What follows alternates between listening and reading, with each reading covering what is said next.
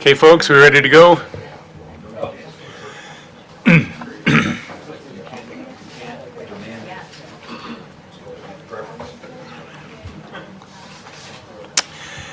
Okay, so we have, welcome back to our regularly scheduled council meeting. We do have a resolution rising from the closed session. And we need a mover and seconder that, big deep breath and away I go. Whereas the municipality of Kincardine, together with the town of Saugeen Shores, township of Huron-Kinloss, municipality of South Bruce, township of Brockton, town of Hanover, township of Minto, township of North Huron, and Fortis, Ontario, collectively with the municipality, the shareholders, hold all the issued and outstanding shares in the capital of Westario Power, Inc. On August 28, the municipality endorsed a recommendation of the corporation to begin a process to sell all of the shares, the bid process. Pursuant to the bid process and following receipt of bids from a number of proponents on September 10, 2025, the municipality approved the entry by the corporation into a letter of intent with Earth Corporation. Pursuant to the letter of intent, the board of directors of the corporation has recommended that each of the shareholders approve and enter into a share purchase agreement with the buyer, a draft of which being either presented or described to the council of the municipality, pursuant to which, amongst other things, the shareholders will sell to the buyer and the buyer will purchase from the sellers the shares, which is the transaction. Pursuant to the terms of the purchase agreement, or as otherwise contemplated in connection with the transaction, the municipality will be required to execute and deliver certain ancillary agreements, documents, deeds, and instruments, either at the time of execution of the purchase agreement or closing of the transactions contemplated thereby, including an escrow agreement and a community involvement agreement, the related agreements. Drafts of each such related agreement having been either presented or described to the council of the municipality. And whereas capitalized items used but not otherwise defined herein shall have the meanings ascribed to them in the purchase agreement, now therefore be it resolved that the municipality hereby approves the transaction. The municipality is authorized to enter into the purchase agreement and each of the related agreements substantially in the form presented or described. The execution and delivery by the municipality of the purchase agreement and the related agreements and the performance by it of its obligations thereunder with such deletions, amendments, or additions thereto as the chief administrative officer may determine is authorized and approved. The execution of such agreements in accordance with the provisions of the paragraph immediately below being conclusive evidence of such determination. And the mayor and the clerk are authorized to execute and deliver the purchase agreement and the related agreements with such deletions, amendments, or additions thereto as the chief administrative officer may in her absolute discretion determine. Moved by councillors Hinchberger and Williams. Any discussion? Councillor Hinchberger, please. Could you read that again? No, I won't ask, through your chair, I won't ask you to read it again. And you did a thorough job with one exception. On B, on August 8th, the 2024 part was left out just so that anybody watching would know this is a process that began in late 2024 and was a many-month process that is starting to culminate today. So ultimately, it was a very long motion. Could you tell us just in like 7 words what this accomplishes? Being the representative from the Westario Board of Directors? What this accomplishes. Our resolution? Yeah. It provides our approval as one of 9 shareholders in the corporation, and such similar approval is being sought from all the other holders of shares of Westario Power to enter into, using the real estate analogy, a purchase and sale agreement that will lead towards closing and a sale of the company. Is there any further discussion? No. All in favor? No. And that was carried.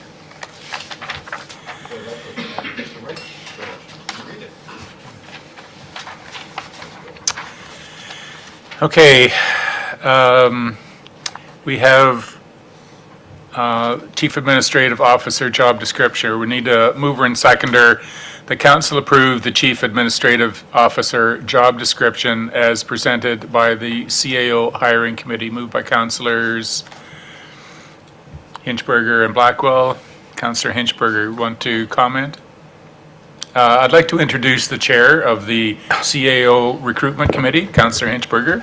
That's why I asked him to just Thank make a you. couple of comments. Through you, Chair. The committee is composed of myself, Mayor Craig, and Councillor Steinhoff Gray. We had a meeting, time's flying by, in the last week or so with a recruiting firm and our interim chief administrative officer to go over the existing job description that had been used for previous recruitment, based on feedback from the members of council who were in that committee, at interim CAO, as well as the recruiter. I would say that the document was consolidated, some things added as far as responsibilities, but some items in there that were, I would say, very task-oriented were removed. But I'd like to let Kim, who had a significant role in helping us craft this proposed revision to council, if she'd have to make some comments. Thank you, Chair.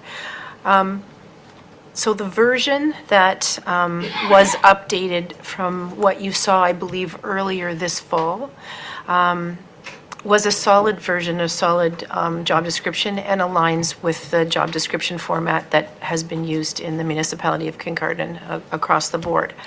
But in the discussions with the committee and the recruiter, we agreed that there were a few areas that could be expanded on or made clearer. This version has been reformatted for easier reference. Again, this is an important part of the recruitment package. So it's a marketing and promotional tool as much as it is an administrative type of tool.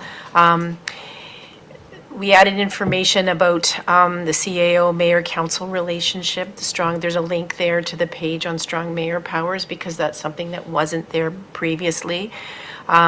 For recruitment purposes, it notes the size of the annual budget and Kincardine's FTE complement, not normally something that's in a job description because it changes all the time, but it's there now for this purpose. There's a greater emphasis on turning strategy into action and measuring progress against goals using key performance indicators. It also notes a need to set service standards and continuously improve our operations. Finally, there are added references to things like data management, business continuity, and cybersecurity. Again, for the recruitment purposes, sections related to job demands analysis were removed from the job description. There was nothing wrong with these, but they aren't commonly included in a recruitment package. Very good. Any further discussion regarding the CAO job description? Councillor Stewart, please. Thank you, and through you, I've seen a lot of executive positions. I'm not quite sure why we have 35-hour week. The job is That's the job. nominal. But also, I think I like to add, because we really have been missing this, that the client could live in our community or prefer to live in our community or move into our community. I think it's important. We've had a lot of CEOs living outside, and there's been a lot of discussion with the community about that. So maybe we can add, I'm not saying it's requested, compulsory, but if there's 2 or 3 candidates and one could move into our community, I would say that would be something that you probably should put on the job description as a preferred. Thank you. Can you speak to the legal components of that? I'm not sure. Well, it's... Yeah, I think when you're interviewing your candidates, that's part of your evaluation process and the discussion that you have with people about why they're attracted to this role, how they would intend to function in the role. But this has been contested in other jurisdictions, and it's not, as you rightly note, it's not something that we can require, like, we can't demand it. No. But it's simply, I think it's part of our discussions with candidates, and also something that I will pass along to the recruiter when he's screening candidates to have that conversation. With regard to the hours of work, CAOs as executives are normally kind of exempt from those standard hours of work provisions. Their responsibilities mean that you really are on 24/7, 365. But the 35-hour reference is a salary benchmark. And it's a more of an HR tool, I think, so that we can use comparisons across municipalities. That's used to calculate benefit packages, and just provides a consistent baseline across between like non-union and management staff. But it does need to be clear to any candidate what the expectations are, and perhaps there's an opportunity for us to add a little bit more in there about irregular and extended hours. If that, you think that would cover it, I'm happy to do that. Yes, thank you. Further comments? Councillor Hinchberger? Just in a desire to see the process move forward while not sacrificing quality, what I'm hearing is that the council approve the CAO officer job description as presented, or as amended. Yes. It would be, Discretion of the CO. yeah. Yeah, that's why you do it. Perfect. All in favor? And that's carried. Thanks, Kevin. 2026 budget estimates. Need a mover and seconder. The council amend the proposed budget for the estimates contained in staff report Financial Services 2025-27. Moved by Councillors Kavanaugh and Blackwell. We all received the report from our director regarding some of the updates and the amendments and the changes, and they will, it is just seeking approval to put these in the budget. They are subject to amendments as well, but this is the latest information that our staff has regarding these numbers, so it's not, we're not writing it in hard concrete, it's just including it in the budget. We have a mover and seconder. Any discussion? All in favor? And that's carried.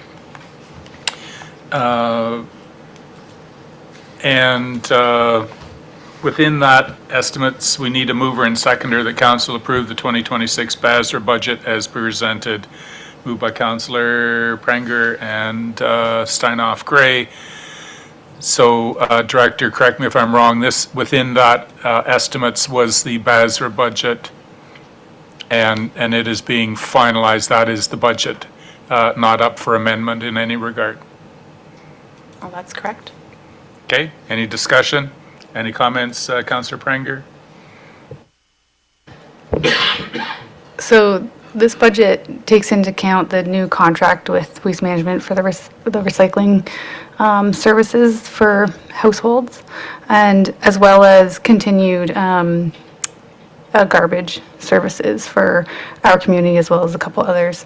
It was definitely a different budget and different style of looking at our budget than BASR staff had ever done before. So a lot of work went into this, and it went before the BASR board a few times before we accepted it. And I actually think it got to a pretty good state. So I'm happy with this, and I will be voting for it.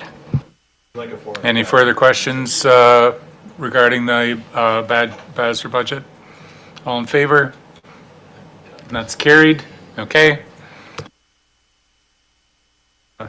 So this is council's opportunity for input. I think I can tell that the pizza's here. Yeah. I'm just a thought. Or I'm having a stroke. Yes, that could be. That's burnt toast. I second the motion, Mike shouldn't have a stroke, so let's go to pizza. Does council want to engage in budget conversation for a while, or would you prefer dinner first and then we come back to budget? And supper's like, we start at 6 o'clock. 15 minutes for supper. Okay, we will adjourn for 17 minutes. We will reconvene by 6.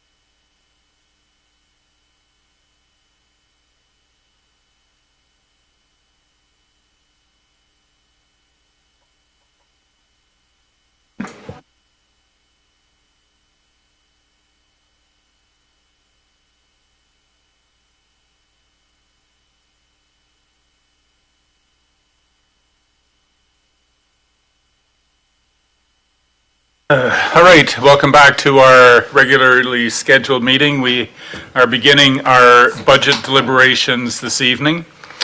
And as we begin the conversation to address the proposed 2026 municipal budget, I need to take a couple of minutes just to acknowledge the work that has gone into the preparation of this document by our municipal staff, by our council members, and by the general public.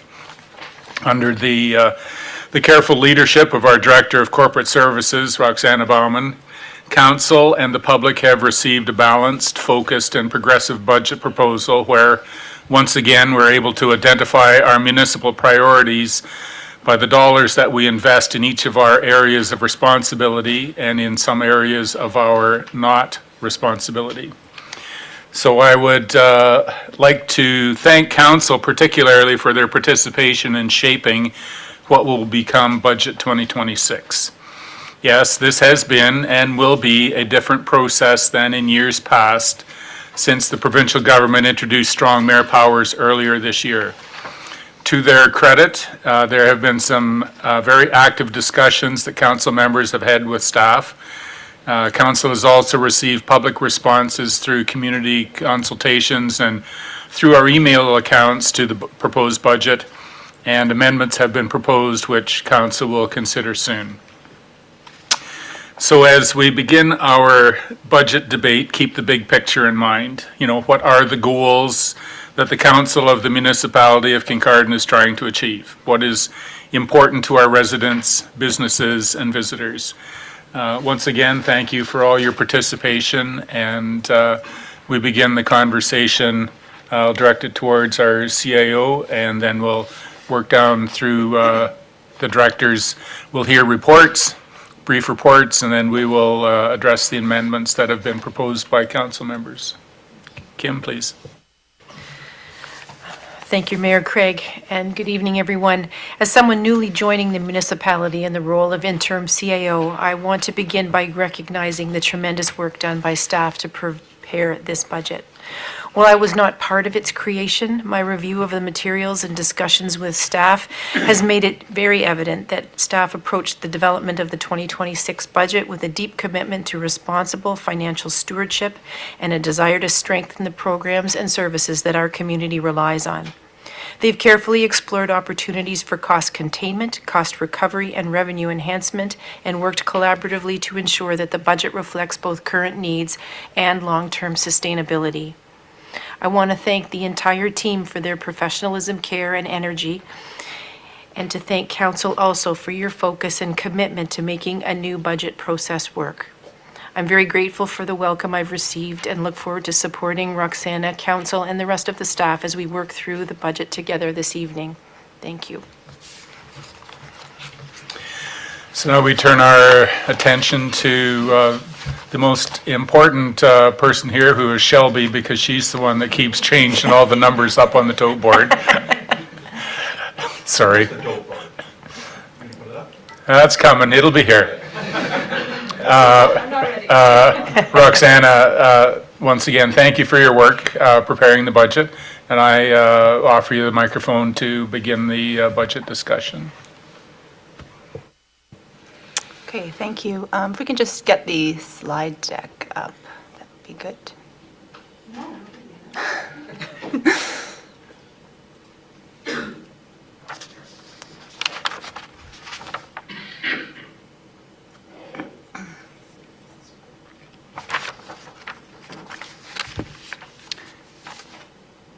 I guess while that's being pulled up, I could start by just saying that I also wanted to acknowledge Mayor Craig in this process for his leadership and guidance throughout this year's budget process. With the strong mayor legislation, Mayor Craig assumed a significantly greater role in shaping the budget, including setting the maximum tax levy to 7.5% and the asset management plan contribution. Mayor Craig participated in 8 operating budget meetings with the management team to review each department's requirements in detail. And he also joined a half-day capital budget session to assess the planned projects for the year. In addition, he provided direction on service level enhancements, including new staffing positions, the community improvement plan, the rural residency program, and the hospital contribution. His involvement has ensured that this budget reflects his vision for the strategic priorities of the community. If we can move to the next, actually the one with the pretty colors on it, if you don't mind, thank you. So I just wanted to acknowledge that as part of this process, the staff and the mayor began this work really in July and August, where there were 4 public consultation meetings held by the mayor to gather community input. We had a budget survey that launched on July 16th and was open to August 23rd. And the results of the survey were made available to the public and council on September 24th. The management team participated in 8 budget meetings along with the mayor. And in September, we brought forward the 2026 rates and fees, all of which would have been incorporated in the budget document. All of the financial information was compiled in October to develop the consolidated municipal budget. And then the mayor's proposed budget was distributed on November 17th, which initiated the 30-day amendment period. And today is the budget amendment meeting, which is the 23rd day of the 30-day period. So if there's a lot of different variables of what can happen next, but ultimately, if all of the legislative periods of the process are extended to the fullest, then the latest that the budget would be deemed adopted would be January 20th. So I guess you can skip ahead to the next slide. I'm just going to recap a few of the financial components. So a 1% tax rate increase is equivalent to generating $230,000 in additional municipal property tax revenue. For every residential property tax bill of $100,000 in assessment, it would cost $9.40 as an increase to the tax bill, which for the average residential household assessed at $275,000, it would be a $25.84 increase, or $2.15 a month. I'm trying to go over this relative, Mayor Craig. Councillor Stewart, please. Thank you, and through you, I just want to make sure that everyone understands, that's an old assessment number. That's a 2018, so, I mean, you and I have been working that number for 8 years, so anyway, just want to tell people, because a lot of people will sort of say, mine's assessment's not 275, but it's a 2018 number. Thank you. Through you, it's 2016, and the province is still working on what that's going to look like for the new assessment period, which we don't have any information. I don't have any new information to share on that. Okay, so moving to the budget quick facts, and like I said, this is going to be a quick recap because I know we have a limited amount of time, so I'll try to be brief. We have the tax-supported operating budget shows an increase of 5.87% in terms of the tax rate, and 3% of that is the asset management plan. So if you back that out, we are sitting at a 2.87% tax rate increase. These slides would have been developed before that staff report, so it doesn't incorporate the most recent revised tax rate increase per the report. With respect to the water and sewer budget, it's an average increase of 6.65% on the average residential water bill, which equates to an increase of $90 per household. And for the capital plan, we have the $685,000 increase in the life cycle reserve fund transfer, which represents the 3% as indicated. We have over $7 million in tax-supported funding and over $2 million in water and sewer funds directed towards our assets, and a total capital budget of over $17 million. So you will note that, if we can get the next slide, please. You will note that for this, we have service level enhancements that have been incorporated into the budget. There are new staffing positions, which include wages and benefits amounting to $710,000 of an increase. So this is, there's 4 new FTEs that are being requested. That's a manager of planning, a lead hand parks and facilities, the deputy fire chief position, and a Vector truck operator. There is 1 modified position for the fire prevention officer. There are 2 seasonal contract positions for parks and facilities maintainers, and there's 1 new student position for a student Vector operator. There is also the increase to the community improvement plan. The mayor has requested to double the funding envelope from $60,000 to $120,000, which would be an impact of $90,000 on the budget, as the 2025 budget included a $30,000 unused carry forward allotment from the prior year. Once council adopts the budget, staff will bring forward recommended programs under the CIP. And then there's also the access to healthcare. The municipality has partnered with Western University to establish a local residency program, which will host 2 to 4 full-time resident physicians, and a one-time allocation of $5,000 has been included in the budget to cover initial office setup and administrative costs. I also wanted to point out that while not shown as a service enhancement necessarily, the 2026 budget does include additional reserve fund contributions totaling $250,000. Of that, $100,000 is to establish a new streetlight replacement program reserve fund. That $100,000 was taken out of the retirement of debt for the streetlight loan that we had, which retired this year. And one of the best practices is to take the savings that you generate from debt retirement and contribute it to asset management planning. And so that's why that was established. There's also a $100,000 transfer for future pool rehabilitation costs, and that was increased from the normal allotment of $50,000, as well as $100,000 towards future rehabilitation costs of the Davidson Center. Just moving on to the next slide, I have a summary of the reserves and reserve funds at a high level, just showing that so I did want to point out here that the majority of the reserve funds is of $41.7 million. It's a significant number, and that's because it includes the Bruce Telecom Legacy Fund itself. That represents 73% of that balance, so that's $30 million. And so if this were excluded, the reserve fund balance would be just over $12 million, and that's primarily represented by the Life Cycle Reserve Fund of $6.7 million and the Community Benefits Reserve Fund. And a full detail listing of the reserves and reserve funds is provided in Appendix E of the package. As well, the next slide shows the summary of reserve fund transfers for some of the significant funds that we have in our budget. And you will note here that the Life Cycle Reserve Fund shows transfers in and transfers out with a net positive contribution and overall increase to the Life Cycle Reserve Fund of just over $1.1 million.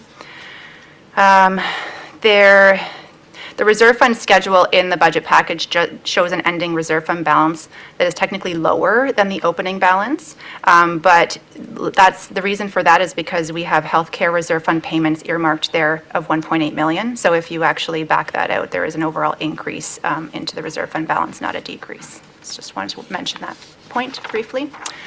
And then the next slide shows the Life Cycle Reserve Fund annual contributions. This is a chart that we show every year just to show the gradual increase and the compounding effect of gradually increasing the tax rate and contribution to the asset management planning and towards the rehabilitation of future assets. The 2026 budget includes an additional $685,000, and the projected balance of that fund is just is $6.8 million, just under $6.8 million. That was very brief. I will now move over to the departmental budgets, starting with an overview of the council budget. So for the highlights, the council budget has an overall net deficit increase of $23,000 in comparison to the prior year, which is just 6%. The majority of this increase is due to the additional training funds for the newly elected council, which is $12,000, and $9,000 in new laptops for the newly elected council, and that represents the majority of the increase. That's all I have for the council budget. Okay, so this, and I'm new to this game too, but I think this is where our process changes a little bit from previous years. Shelby has the tote board at this point. And on the tote board, there is a list of all the amendments that have been proposed. I can't see that. Can we, Can we blow it up? Not literally, like just figuratively. so I am going to ask a technical question. Can we plug in one of the big TVs somewhere? Can we do that quickly and easily? Well, it's on one over there. It's okay over here now, but can you guys see it? Well, it's, That one doesn't work, that's why that's over there. okay. So if we could, like, we want to be able to allow staff to see them too, but if council members can see the screens, that is okay. You're quite welcome to if you need to.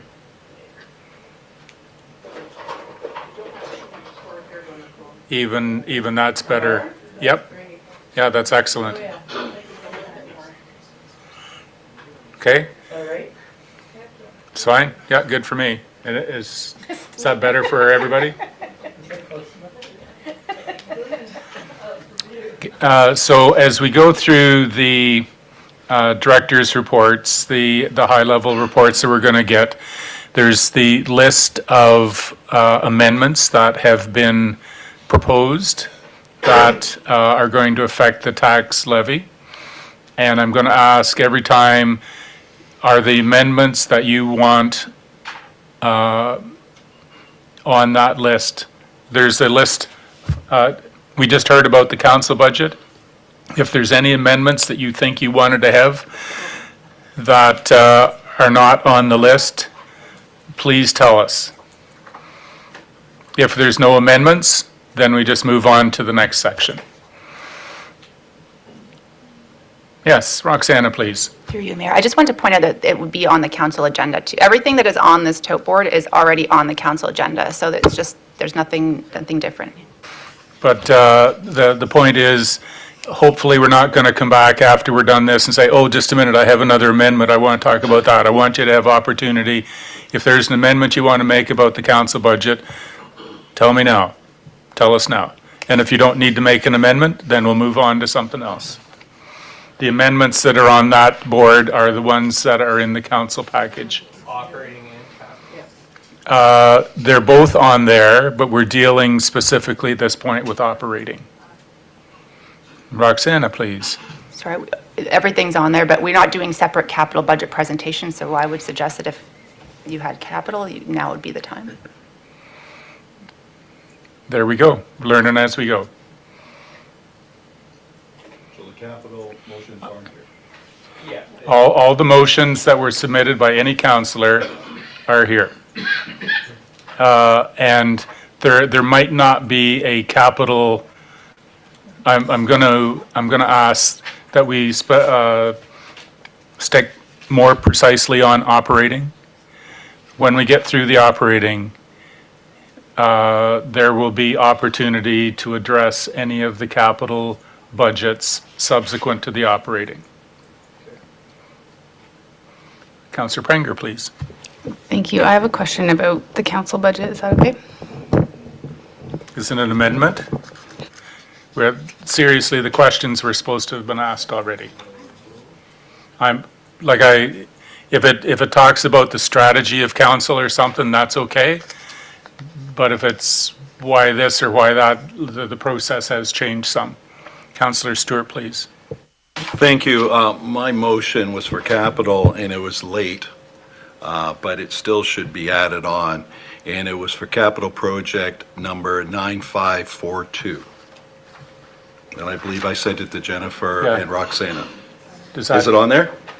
Yeah, but I couldn't see it on this one. yeah, but it doesn't deal with, Yes. Thank you. okay? I got to work on both of them. Okay, thank you. Next report, please.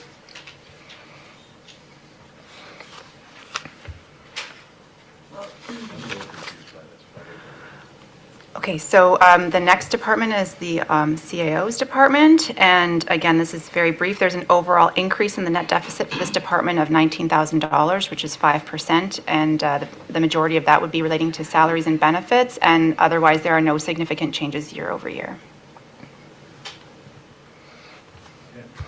Councillor Stewart? I'm a little bit confused. Maybe help me out, because there's two positions that fall in, because the fire chief reports to that area. So help me out here. Fire Emergency Services has They a different report to the budget. CAO's office. They have a- So they have a just di- help me out. How are we doing this? They have a different budget. Okay, thank This you. is just for the CAO's office, Just strictly CAO. CAO's office specifically. If there were any amendments that you wanted to make about this operating account, make sure they're on the board.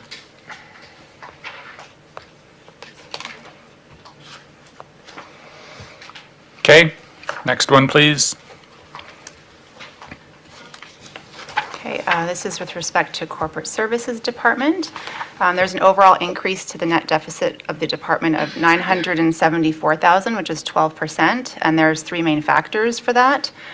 One being the reserve fund transfer increase is captured in this budget, so that's $685,000. There's bank interest, which is decreasing by $200,000, and there's an IT services, a managed services provider contract for $150,000. I wanted to touch briefly on the initiatives for corporate services. So the one being securing a new IT managed service provider. With the termination of the county IT services contract effective this Friday, December 12th, the municipality's primary objective is to secure a new vendor to fill this gap. We are entering into the final stages of the procurement process, and we will be in a position to award the contract in January. The results will be brought forward back to council for approval at the end of the month in January. The budget includes $250,000 for this contract, which is offset by the savings of $100,000 due to the termination of the county contract.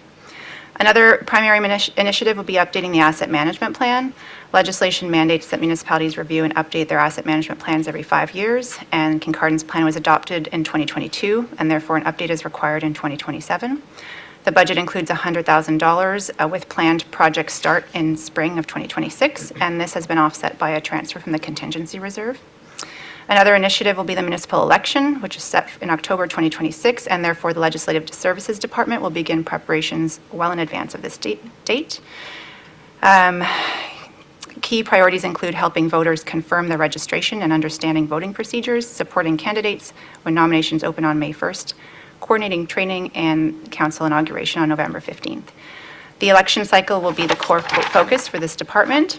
Total election expenses are budgeted at $77,000, and it is fully funded from the election reserve, which receives an annual allotment of $20,000. And another final key initiative would be the short-term rental accommodations. The STRA budget has been developed using a cost recovery model, and so for purposes of the 2026 budget, we had estimated licensing revenues of $80,000 to offset expenses. This has technically been included in the strategic initiative budget for planning for purposes of this budget. However, once implemented, it would migrate over to the Legislative Services Department. So for this purpose, there is currently no impact on the budget from a tax levy perspective, and a staff report will be coming forward in the new year on this matter. So that is all I had for corporate services. So corporate services is made up of a number of divisions. We're just going to go through that until we get to our next session. On page 46 of the budget book, I have an old paper copy here, is the Human Resources Operating Budget.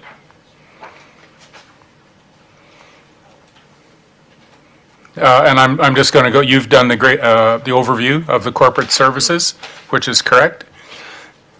But if there are any amendments about the Human Resources Operating Budget, if there's one that you want to make.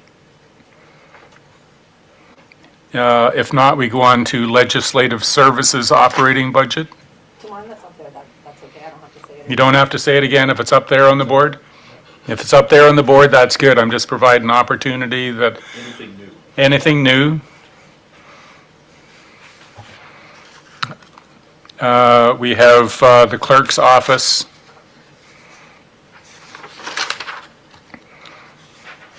We've got the bylaw enforcement budget. Roxana mentioned most of these. We've got the election budget. We have the police services budget highlights. Their increase came in at 9.5%. I think we got the letter the other day, something like that. Through you, it was actually 11%, and that's why we had to do an adjustment on per the report. We had budgeted 9%. We were hopeful. However, it came in over that, so there is a bit of an impact as per the staff report. Okay, thank you, Roxana. All right.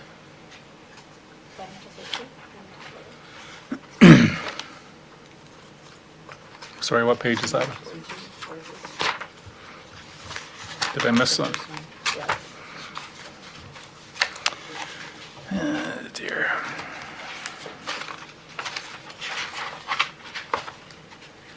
On page 43, there's the the budget for financial 44, financial services, including IT. Any amendments to that budget? Councillor Blackwell, please. Thank you. Through you, I'm not sure if this is amendment or required or not. Director of Corporate Services and I talked about the asset management plan and possibly part of that project, including an analysis of some of our reserve funds that are outside the life cycle. Life cycle reserve fund, sorry, my brain's not quite working. Is that something that requires an amendment to see that included as part of the project, or is that something that staff are already kind of looking at? Through you, so that would be identified through the scope of work when we develop that for the RFP process, and only once we get some submissions back will we have a better idea of what the cost estimates are. This number was just kind of earmarked for approximate costs of what it would be, but yeah, we could work that in, and if there's an additional fee, we would come back to council for that.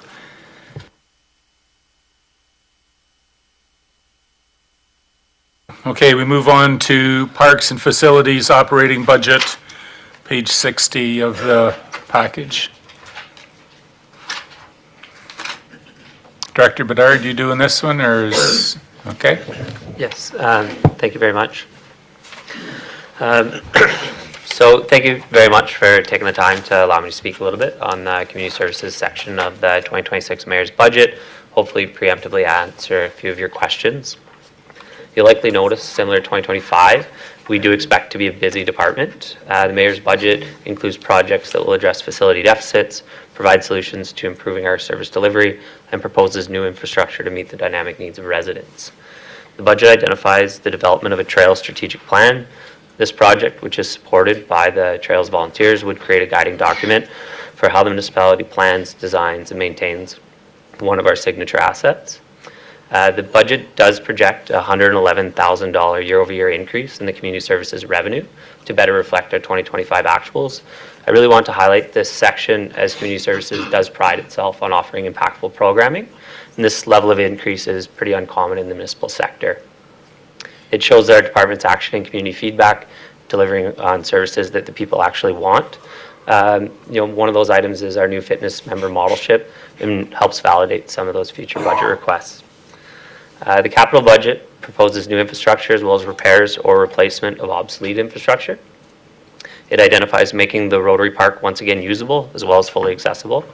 It shows significant investment in the medical center, including re-roofing, new HVAC and windows, and it builds on some of our community partnerships with the Lions and Jumpstart, with the All Wheels Park and McPherson Inclusive Park.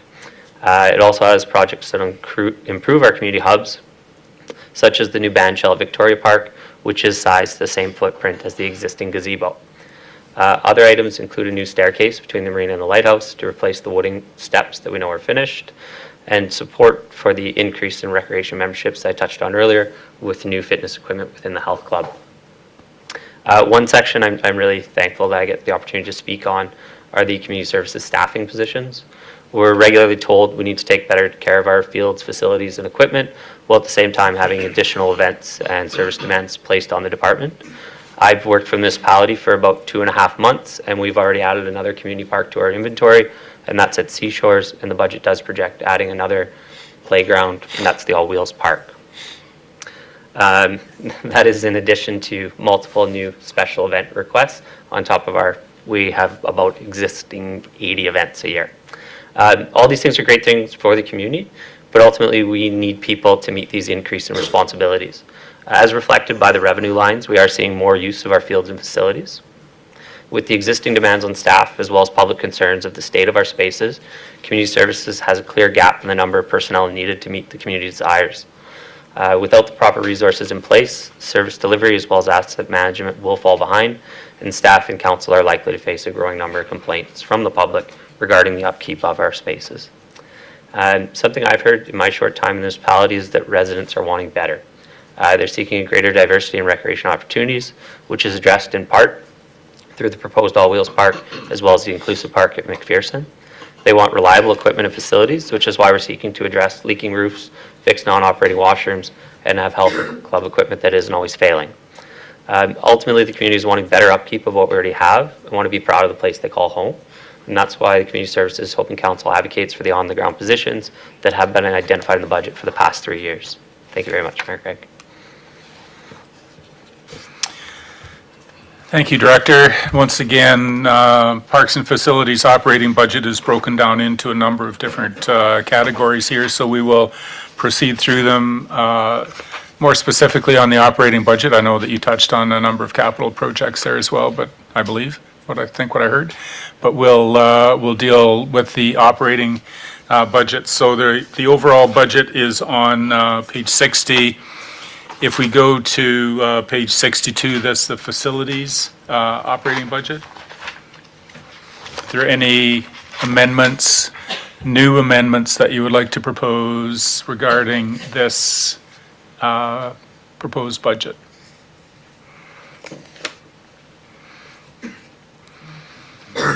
Next one is the recreation programs.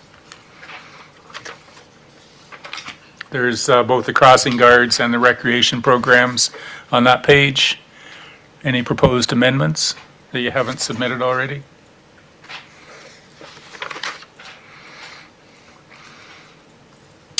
Pool operating budget.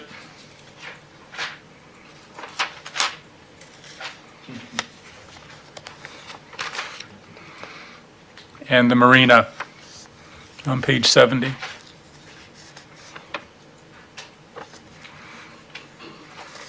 Okay.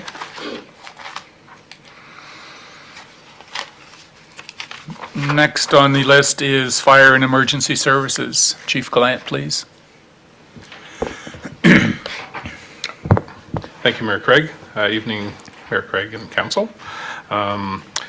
This year I'll just give you a brief highlight of the emergency services, the emergency management, and as well as the MISIS budget. So the 2026 budget reflects the operational capital investments required for the levels of service approved by Council and meeting the legislative requirements from the province and other authorities. The budget also supports the training and staff resources necessary to respond actively to the growing demands of the community. I do want to start by acknowledging our volunteers and the gratitude I have for them. They are absolutely the lifeblood of our fire service and the backbone. This year we're actually on track for nearly 300 calls, which is the highest that Kincardine Fire Emergency's seen. So that's putting certainly a lot of stress onto the volunteers with that. So a bit of a plan to try to hopefully minimize some of those calls coming up. In 2025, we also welcomed 11 new recruits, and just to put out to Council, when we hire a recruit, it takes 280 hours of time to get them certified to the level where they can fight a fire. So that's quite a bit of commitment, again, on the firefighters and the resources that we need. And then on top of that, bringing the firefighters that are existing up to operational level for officer requires likely around 200 hours extra. So we do ask a lot of the firefighters. So I thank them for that. This year, just as a highlight, the expenses for the operating section is approximately $375,000 over the previous year, which is a significant increase for sure, mainly due to the two different items. So the salary and benefits for a full-time deputy fire chief, and also making a part-time fire prevention job into a full-time role with that. With that, there's offsets in the business plan that we have to offset some of those costs, but those positions are required to, as I say, to meet our legislative requirements in the municipality. The other increase has to do with a debt payment on the ladder truck. From that. So I believe there was a slight decrease in one of those numbers, and I believe the budgets were amended for that. The remainder of the operational costs are essentially in line with previous years, so there's no significant differences with those. So in order to reduce costs and revenue, we do need in order to reduce costs and increase revenue, we do need these extra positions to be able to do that. We're going to primarily focus on user fees, cost recovery through insurances, billing for fees for violations, reducing the alarm calls. We are having a significant amount. This year, for example, we already have 80 false alarms in the municipality of Kincardine. So we need the resources to be able to combat that and reduce those calls. So I believe with the extra staffing, that's an area we can certainly look at reducing from a call volume. And just for awareness, our average call costs between $750 and $1,000 because the volunteers are all paid on call. So when the alarm goes, that's the average amount that we pay out for calls. We're also looking at reducing medical calls where fire is not required. We have a significant amount of those where we're landing after the ambulance. The service adjustment with our neighboring municipalities and service agreements. Some of the capital projects we need to work on or complete from last year's completing the ladder truck purchase, the mini pump purchase, female washroom facilities in our Kincardine station, cancer prevention initiatives, self-contained breathing apparatus purchase is being completed, extrication tools, grain bin rescue, and technical rescue and fire ground. And these all reflect the levels of service that council has adopted and we're working towards doing. So that's for the fire department side of things.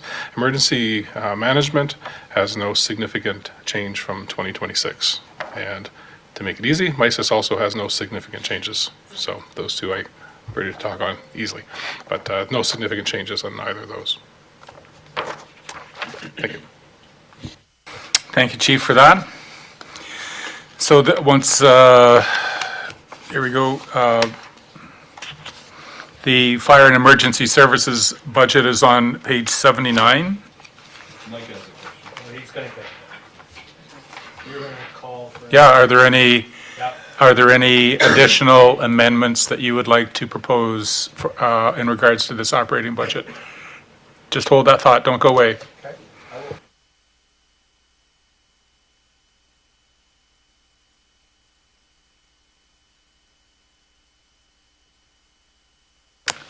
Just for clarity, to make sure we are accurate in what you're saying, we do have the sheet here.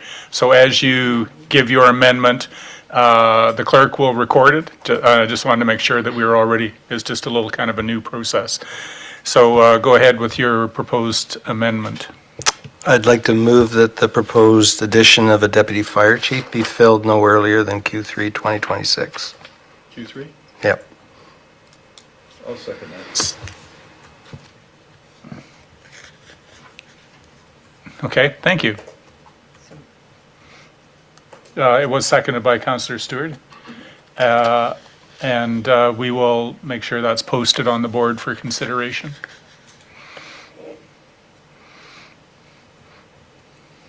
So it is it's more of a strategic direction rather than, well, it is monetary, but it's would have to be figured out, a timing issue, and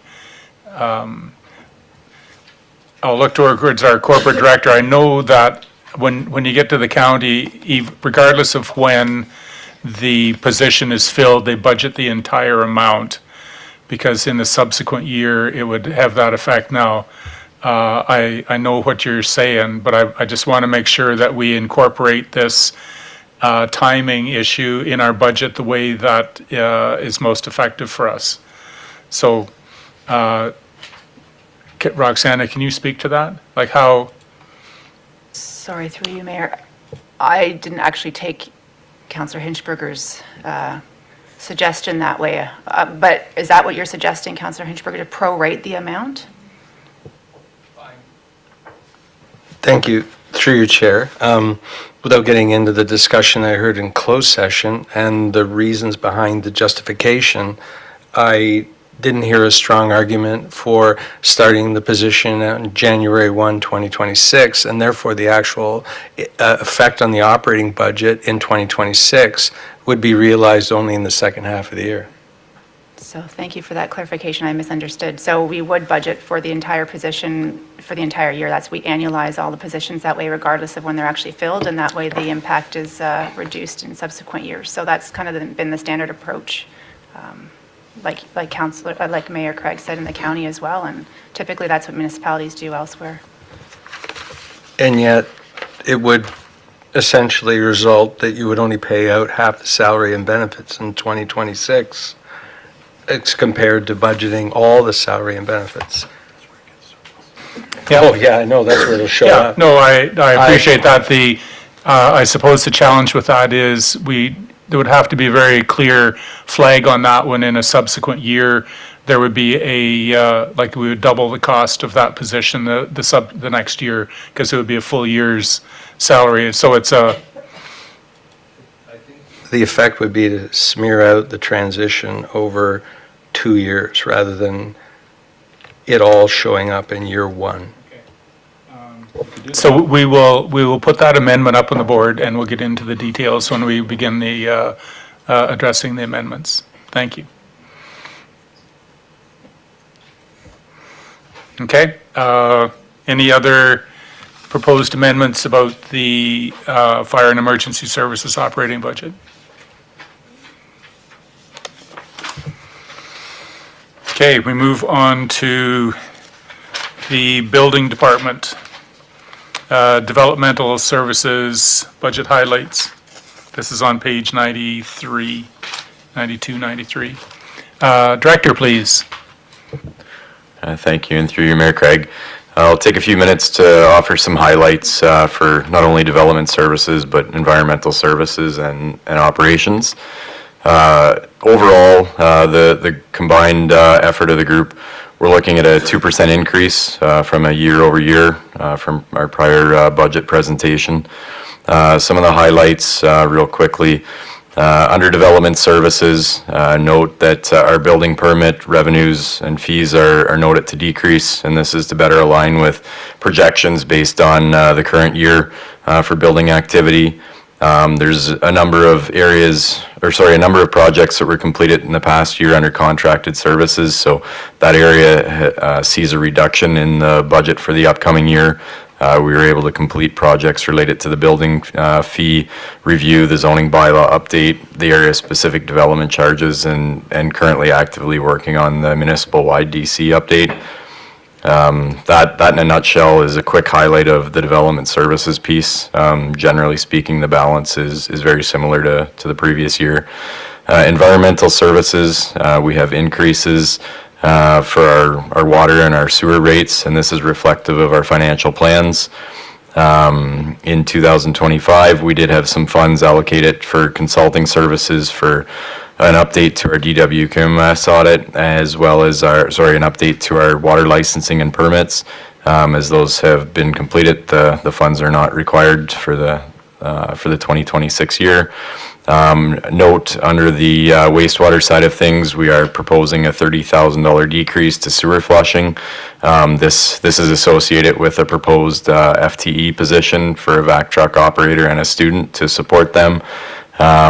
This carries forward as well into the storm flushing budget. We're proposing to take $20,000 from that area that was used for third-party contracted services for flushing and perform this service in-house. So that's a combined total of $50,000 reallocated for similar purposes, but with some efficiencies gained.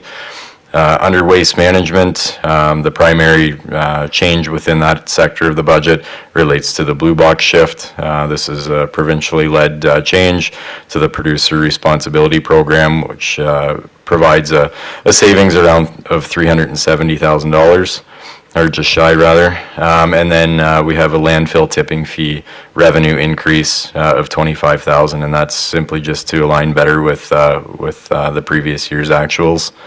The other piece under environmental services for a change and a reduction relates to the storm pond maintenance. So there was some pond maintenance completed in 2025 that won't be required in 26. Moving into operations, the highlight of changes here from year over year, the tall tree program that the municipality has offered for a number of years has come to a closure. So there was both an expenditure and a revenue side of that. We did receive some funding through Bruce Power to help offset some of those costs. Moving into the 2026 year, we don't want to do away with enhancement of our tree canopy, so we're looking to undertake a new initiative. Well, it would be smaller caliber trees but we'd like to offer those to residents. So there is a modified cost associated with that. In contracted services, there is an increase there primarily related to a road needs study. So on a 5-year cycle, we take a look at our roads to understand how they've deteriorated over the last 5 years and to help guide us with a new map for the next 5 years on where our priorities lie.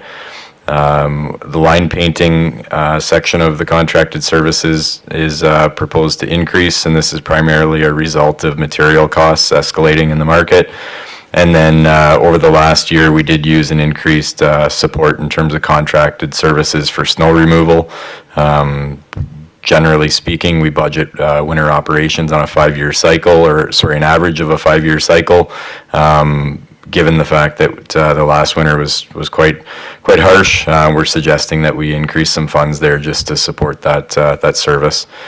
The other piece of that, historically, many years, operations, and not only here in Kincardine, but throughout the public works sector, would generally work their staff the number of days needed to complete winter operations.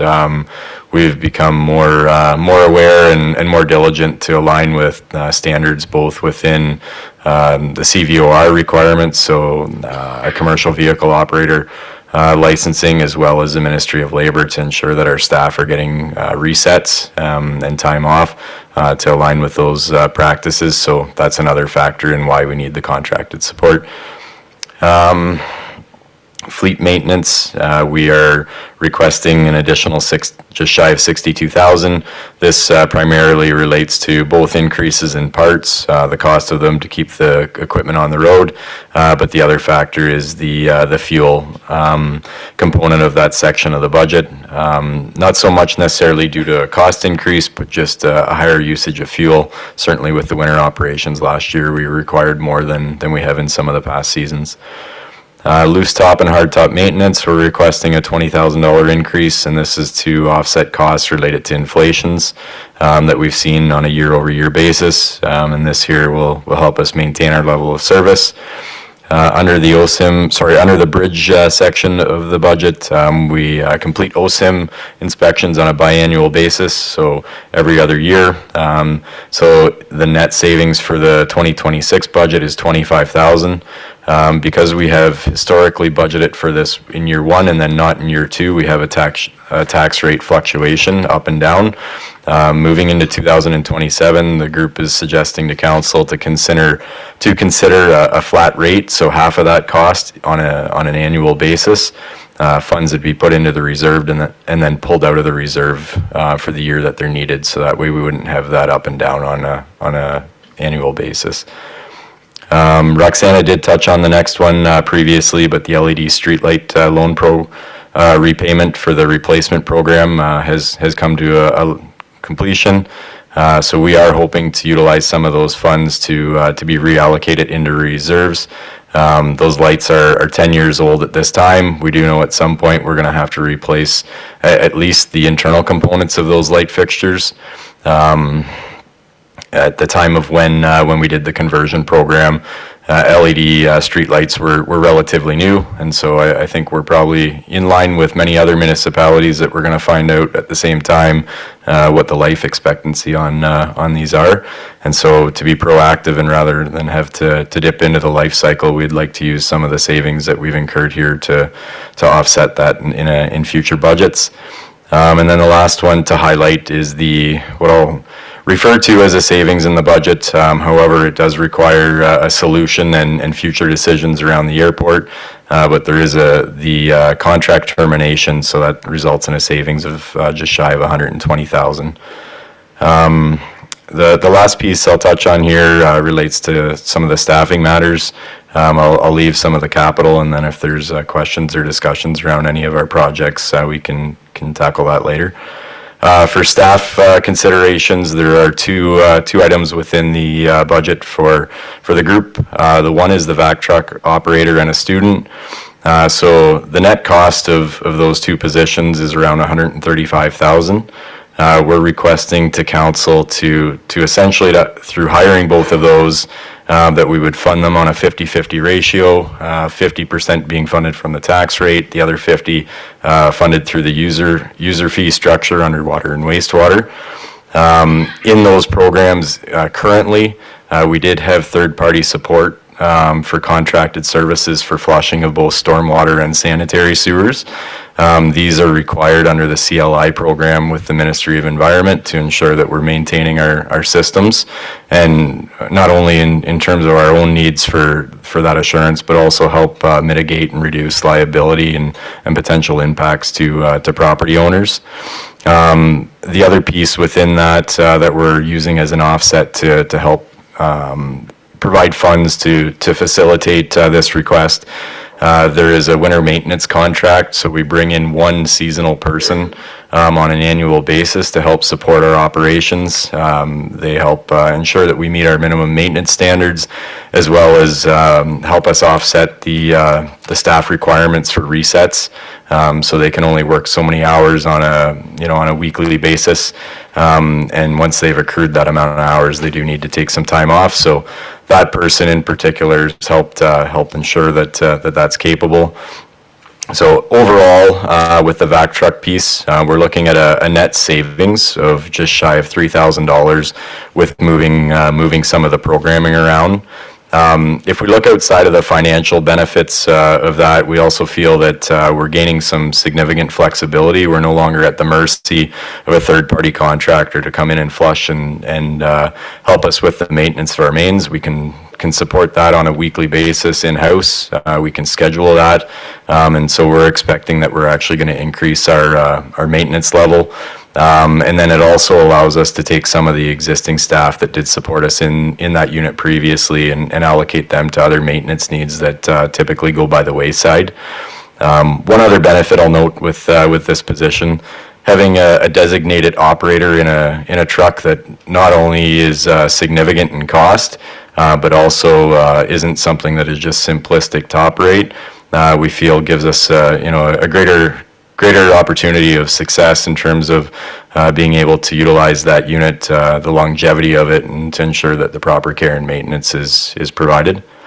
And then the last piece with that, it gives us somebody that's has a higher level of knowledge in terms of the risks that are associated with hydro excavation as well, that's going to be performing that on a routine basis.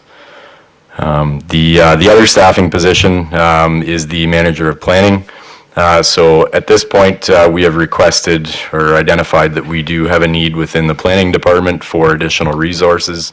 This here is to not only help offset the support that Bruce County Planning provides us, and the guidance that we receive from them over the year, but would give us somebody that would be able to further invest into the planning sector as a whole. We don't at this point spend a lot of time into the policy development or moving along some of the plans that we do set. So it would give us somebody that would offer some of that strategic support as well as support to the development sector as a whole. The planning sector currently right now, we're doing a third-party review to understand what it is exactly we need to consider amending, doing more, or doing less of to support the industry as a whole. We're planning to bring a report back to council in the first part of the new year with the findings on that, and so we're expecting in that that'll help derive exactly what it is we need. But at this point, we're confident that we do need some additional support there. That's a quick highlight of our budget, Mayor Craig. Thank you, Director. So we have the Development Services operating budget on page 92. Is there any additional amendments to suggest regarding that? Councillor Blackwell, please. Thank you. Through you, this just is a question for our Director of Corporate Services and Director of Infrastructure. We had talked a little bit about a potential amendment to that management role to a supervisory level. Given the comments about the project coming back, the report, was that something that you were interested in proposing, or otherwise I would make an amendment? So through you, Mayor Craig, At this time, I think I would like to suggest that we use the consultant's review as a guidance opportunity for us. I believe through that it's going to help derive what exactly we do need. I think we're confident that we need some additional horsepower, but whether that whether that horse is a pony or a Clydesdale, I think I'd like to wait till that report's available to confirm that for us. So.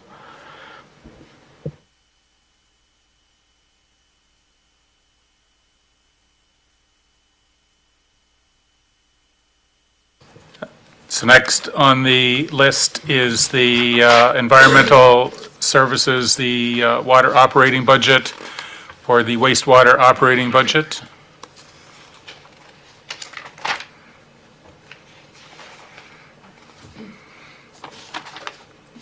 Waste management or stormwater operating. Next page is over.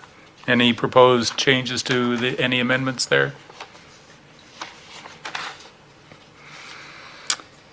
Operations, roads, bridges, fleet operating budget.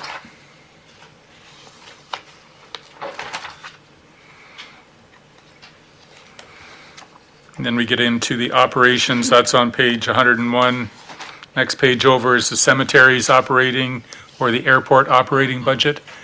Any proposed amendments or changes to the amendments there?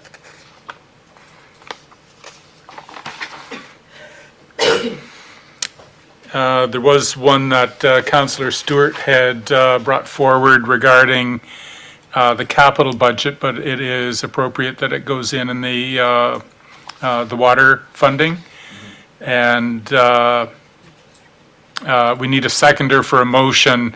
This is provided by Councillor Stewart, that council remove or defer $5.4 million from the capital budget with reference to capital project 9542, investigate Tiverton water supply alternatives, until council has reviewed the various funding options or sources, which would be submitted by staff for approval by council. So the intent is to remove 5.4 million, investigate Tiverton water supply alternatives. Is there a seconder for that motion? Councillor Williams, okay. Very good, we'll put that up on the amendment board.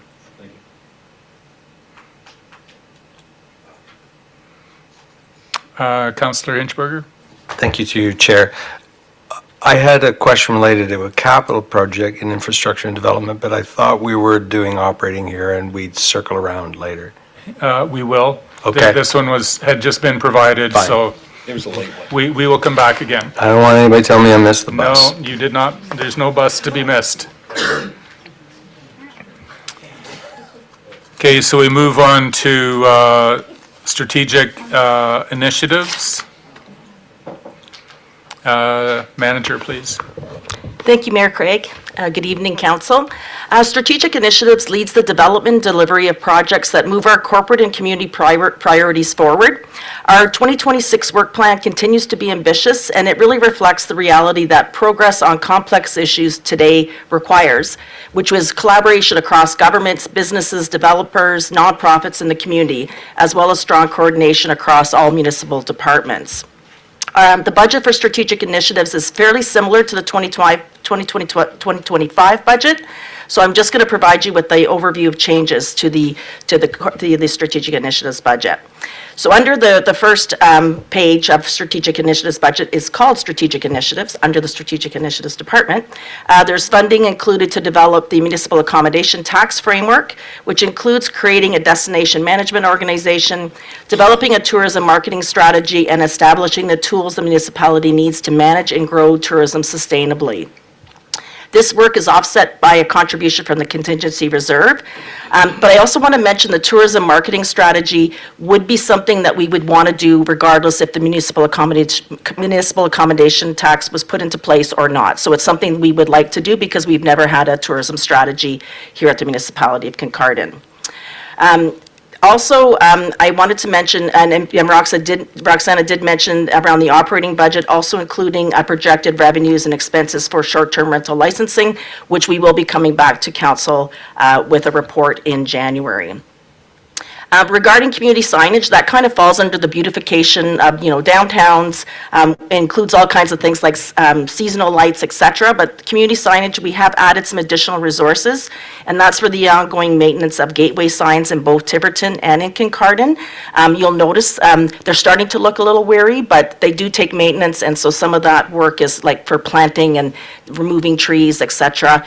Fixing lights, because again, like this year, they didn't work, having to replace them. So those are some of the expenses there for that part of the budget. Economic development remains a focus for strategic initiatives, and the 2026 operating budget continues to support initiatives that we've done in the past, but also some new initiatives. An example, the Career Fair and Job Expo, some business forums and workshops really designed to strengthen our workforce, support local businesses, and attract workers as well as investment.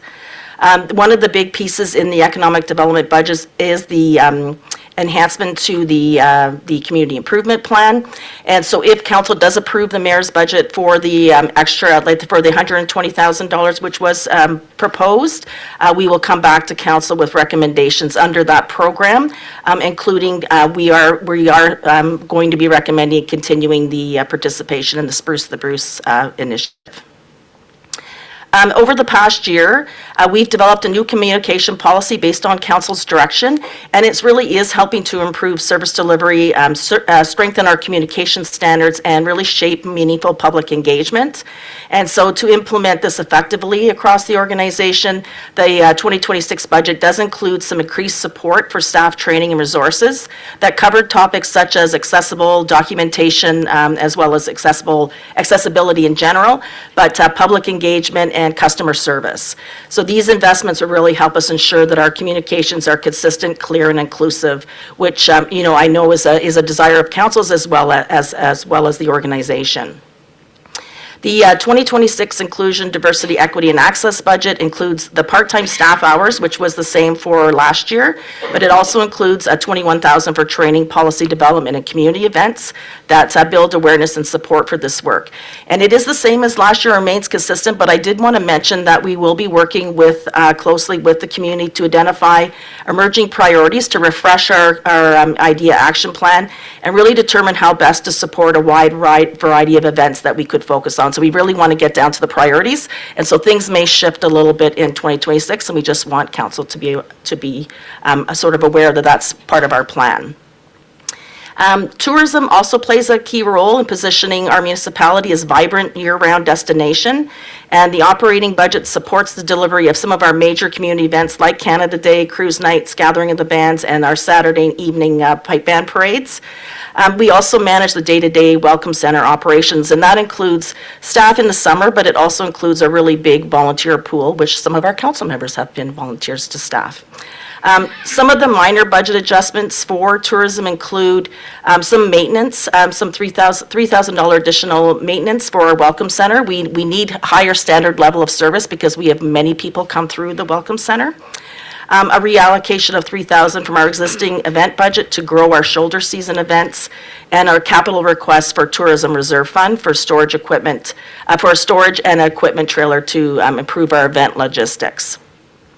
And then the last final area of strategic initiatives is physician recruitment and retention.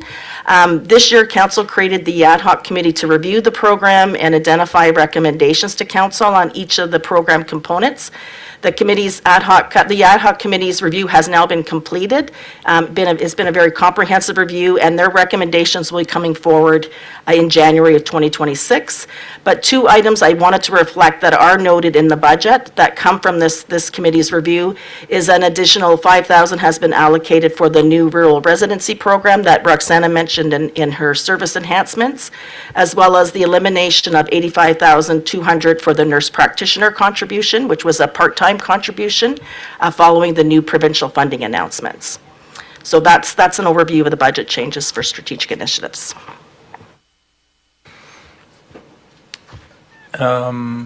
With your permission, can I talk a little bit about the reallocation of some of those doctor funds?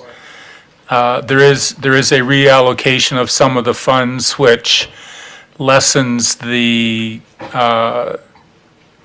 tax burden on the municipality. It provides a equitable incentive package, but it shifts some of the dollars to make it less onerous, well, not onerous, costs less money. We're glad the doctors are here, but it costs us less money to get them here.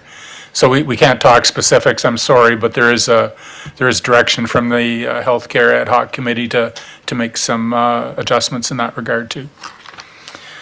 All right, so we start with the Strategic Initiatives Operating Budget. It's on page 119. Any proposed amendments or changes or anything that's on the board at this point?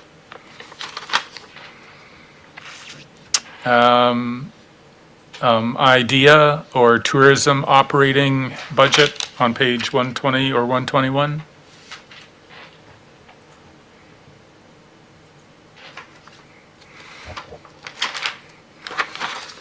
And then the healthcare operating budget, 122. Any proposed amendments to that from the operating budget?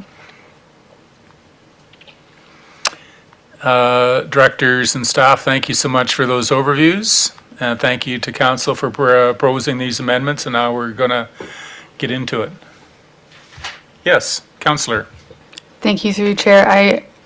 I recognize that you had said that you would prefer not to loop back, but during the Parks and Facilities presentation, I was trying to verify my terminology, and you moved on before I could put my hand up. May I please?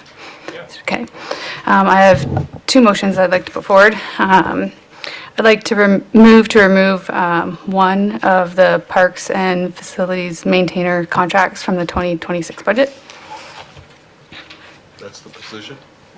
Yeah, one of the contract positions. No problem. Is there a seconder to that proposed amendment? Councillor Blackwell? Okay, so that's up on the proposed amendment board. Thank you. I'd also like. We'll just wait for a minute, make sure that Shelby gets that up right. There are two that are, But one is going to parks and one to facility. Okay, good. okay, Shelby? Yes, Councillor, your second amendment. I'd like to move to remove the lead hand Parks and Facilities maintainer position from the 2026 budget. Is there a seconder for that amendment? Councillor Williams?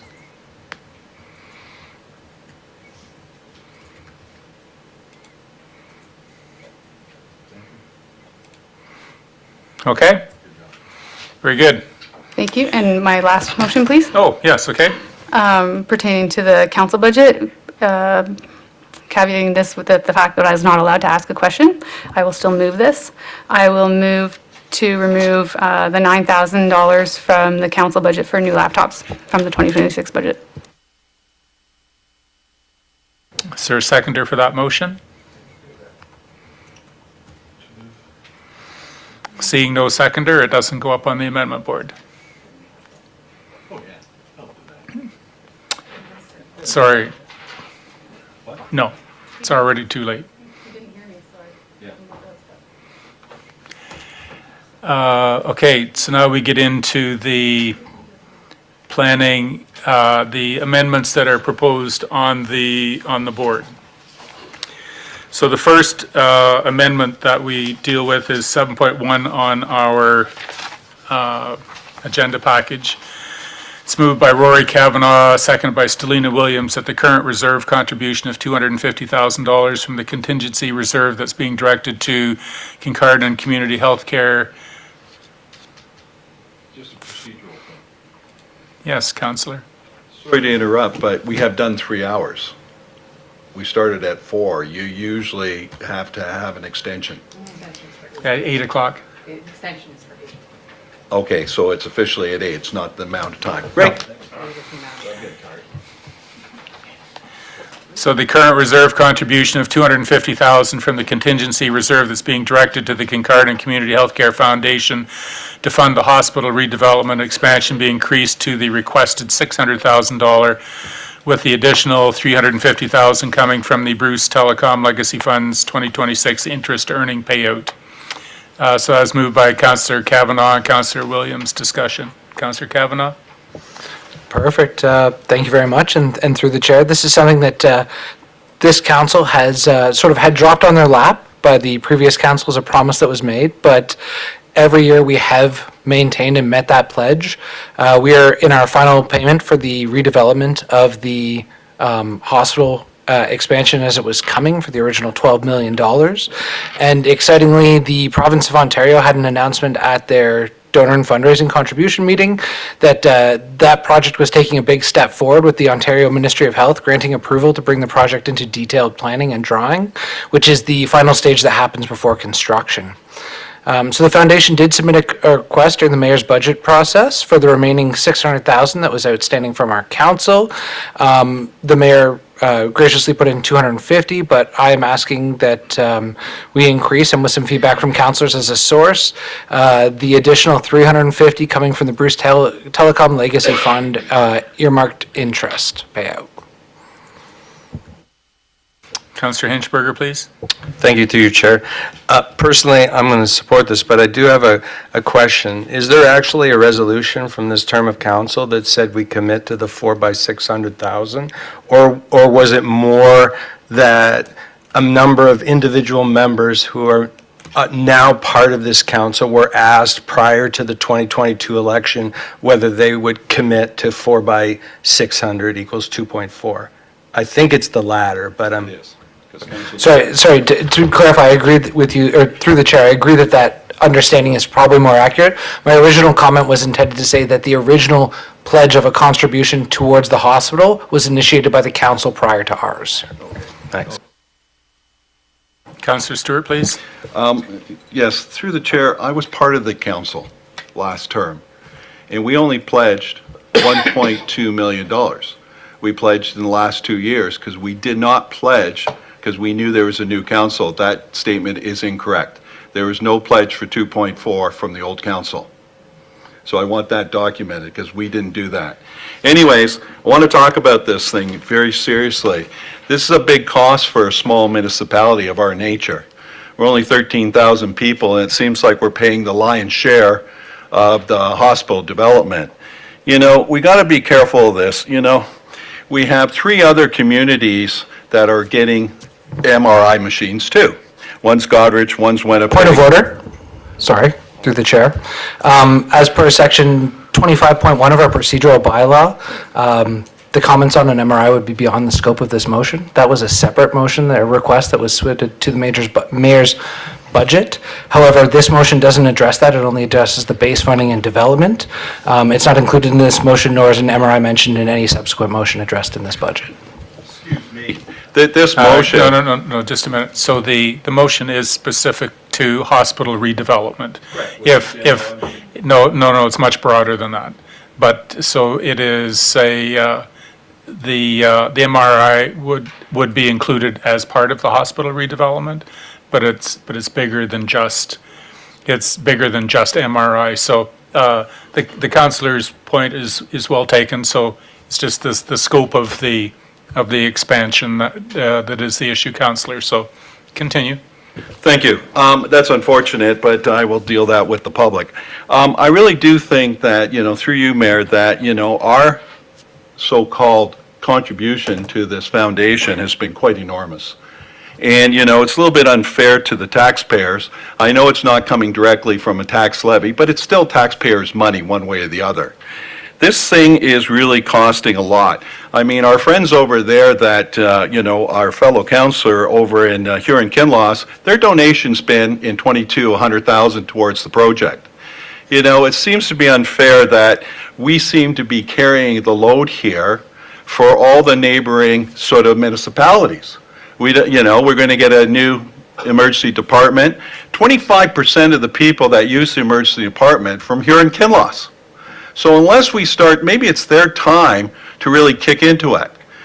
Also having this new development, we're going to be attracting customers from Walkerton, Hanover, and everything else. And basically, we're paying for that. So, it's just totally unfair that you want our small community to pay. And there is no pledge for 2.4. I'm just trying to explain to you, that's always been 1.2, and you're making a pledge tonight along with your second of another $600,000. You know, we're in a K community, and our K community, we only have so many people making 100,000, and most of them making less. So, you know, we have a lack of doctors, and then you just want to go ahead and have this beautiful new hospital, and how are we going to service it? But, you know, you can't expect a community our size to pick up the charge of $2.4 million. It's just unfair completely. Sorry. Councillor Prenger, please. Thank you, through you, Chair. I think to respond a little bit to Councillor Stewart, I think a brand-new, beautiful facility would attract new doctors, for one thing. They'd be excited to work in a facility that's been updated. And the funds being suggested that they come from the earnings from our investment means that it's not tax fund or tax-based funded. It's earned interest that, per our policy, we are allowed to put towards projects in our community. And considering the fact that our healthcare service is something that our community wants and needs improvement in, I think this is actually an excellent place to put the money. Thank you. Councillor Sorry, I forgot to say one thing. Can I finish? Councillor Prenger, how about Thank you you. finish? And the other thing I had been thinking is that I actually concur that other municipalities who use our facilities, it would be morally advantageous of them or responsible of them to also contribute. But I think since we have the ability to do this, that this is our part, and we should encourage our neighboring municipalities to do the same. Councillor Williams, please. Thank you, through you. I've certainly thought a lot about kind of what our role could be in supporting this, and I think that the benefits outweigh the costs, which is why I'm in full support of this motion. And I know we can't control what our neighboring communities do, but we can control and demonstrate our support to our community. And at the end of the day, it is in our community. It'll provide closer to home access to our residents. I think it's actually an economic development tool in a lot of ways. Not only attracting doctors, but attracting residents or perhaps people that come here to access those services, or maybe they go downtown, or maybe they go eat at a restaurant or something like that. I mean, I certainly think that there's a broader benefit to something like this. And it is in our control to provide this support. And I think it's important that we demonstrate this support to our community. Councillor Steinhoff Gray, please. Thank you, through you, Chair. I just have a question for our Director of Finance. Could you just confirm for me what the value is of our interest earnings thus far? I didn't think we had enough to cover off the entirety of this, but maybe I'm wrong. I'm probably wrong. I'm thinking of the community. I'm thinking of a different grant. Oh my God. I'm thinking of the Armo windmills. So, sorry. I understand. My brain was on Armo windmills. I'm so sorry. Councillor Stewart, please. Thank you. You know, we still have this problem with 3,000 people without doctors, and we're hoping that, you know, you're talking about this thing, bringing this new development. We just finished doing a new development, and the previous council paid for it, and we pledged our money and paid for it with a C-scan and a new emergency department. Did not bring any new doctors to the table. If anything, we lost. Okay, so there has been sufficient debate. I don't think anybody's feet are going to move on this one. So all in favor of Hang on. Yeah. Oh, he beat me to it. Darn. I was going to ask for a recorded vote. Thank you. Supporting the amendment to increase the funding by $350,000 coming from Bruce Telecom Legacy's interest earning.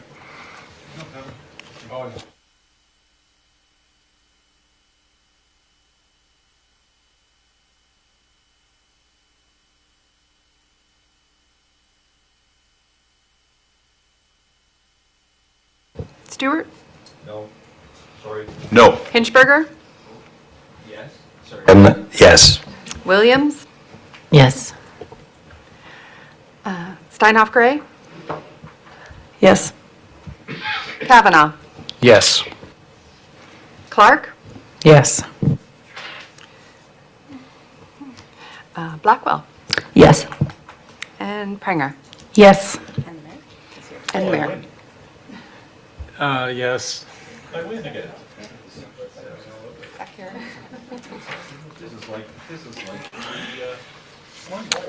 Additional reserve fund contributions. The next resolution moved by Beth Blackwell, seconded by Mike Hinchberger. The council amend the proposed 2026 mayor's operating budget by removing $250,000 for additional reserve fund contributions from the tax-supported operating budget. Debate. Councilor Hinchberger, Blackwell. Well, it's yours. Resolution. Okay, sorry, thank you. Through you. I think I'm well known for advocating strongly for ensuring that we have accurate reserves and adequate reserves, and have been very, very supportive vocally so of the 3% annual increase to our life cycle reserve fund. I think given the budget pressures that have happened over the past couple of years and the number of requests this year, my intention was that we would look to reduce the tax rate by continuing to fund the life cycle reserve but not adding on new net contributions. Part of this was also looking at some of the staff positions as a potential asset management consideration in terms of if we're taking better care of what we already own and we're able to push out larger capital purchases, it may eventually require us to be spending less capital. So I'm hoping, I'm a bit concerned sometimes with the amount of stuff on the tote board, but right now this is one that I brought forward because I thought it was a little bit of a rich ask at this point, and I felt like there were other ways to contribute to our existing reserves and continue that process.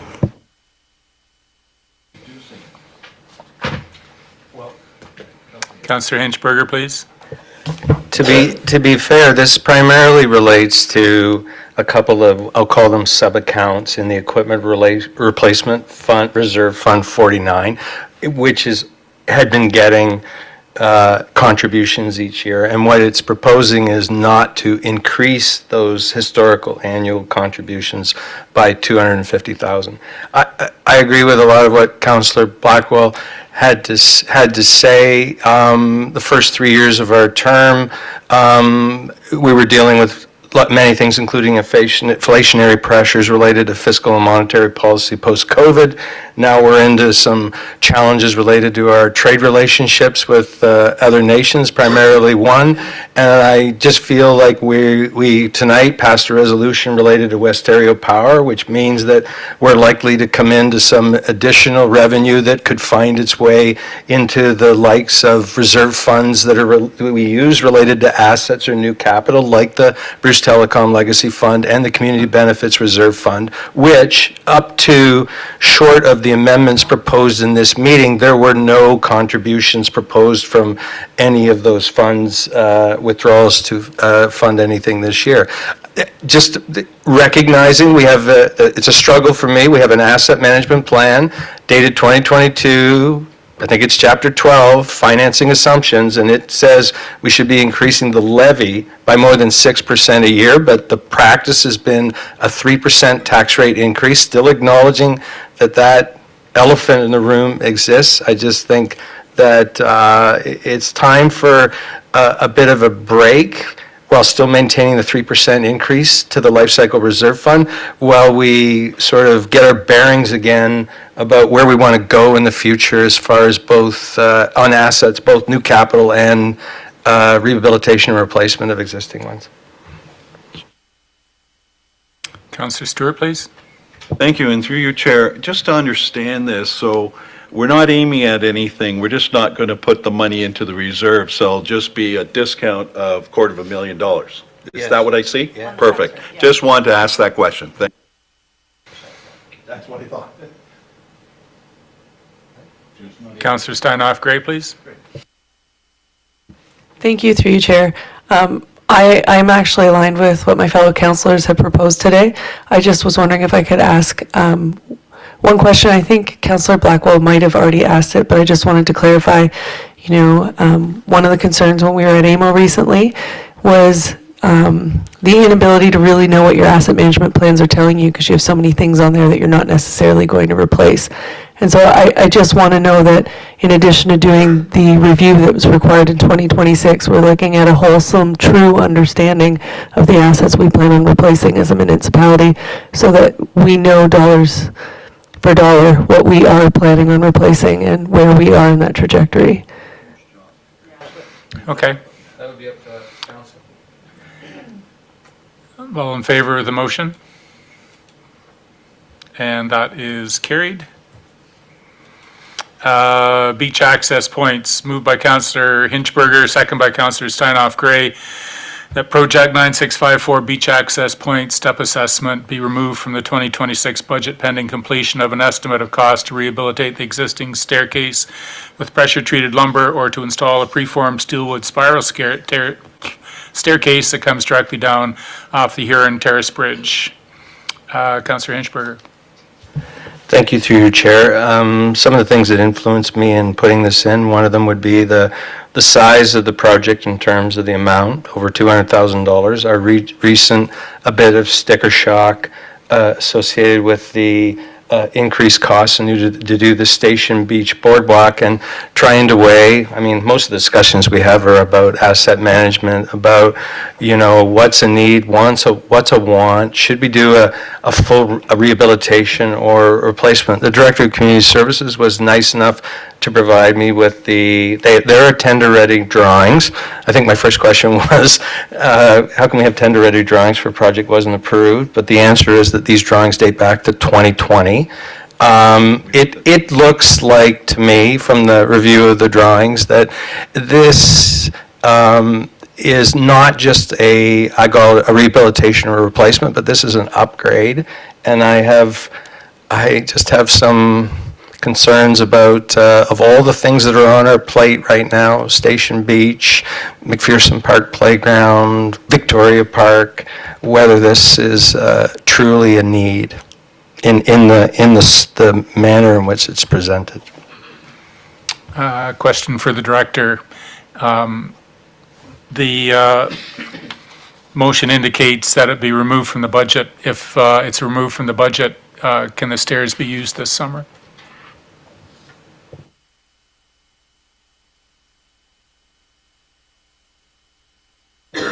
Thank you. Maybe is the answer.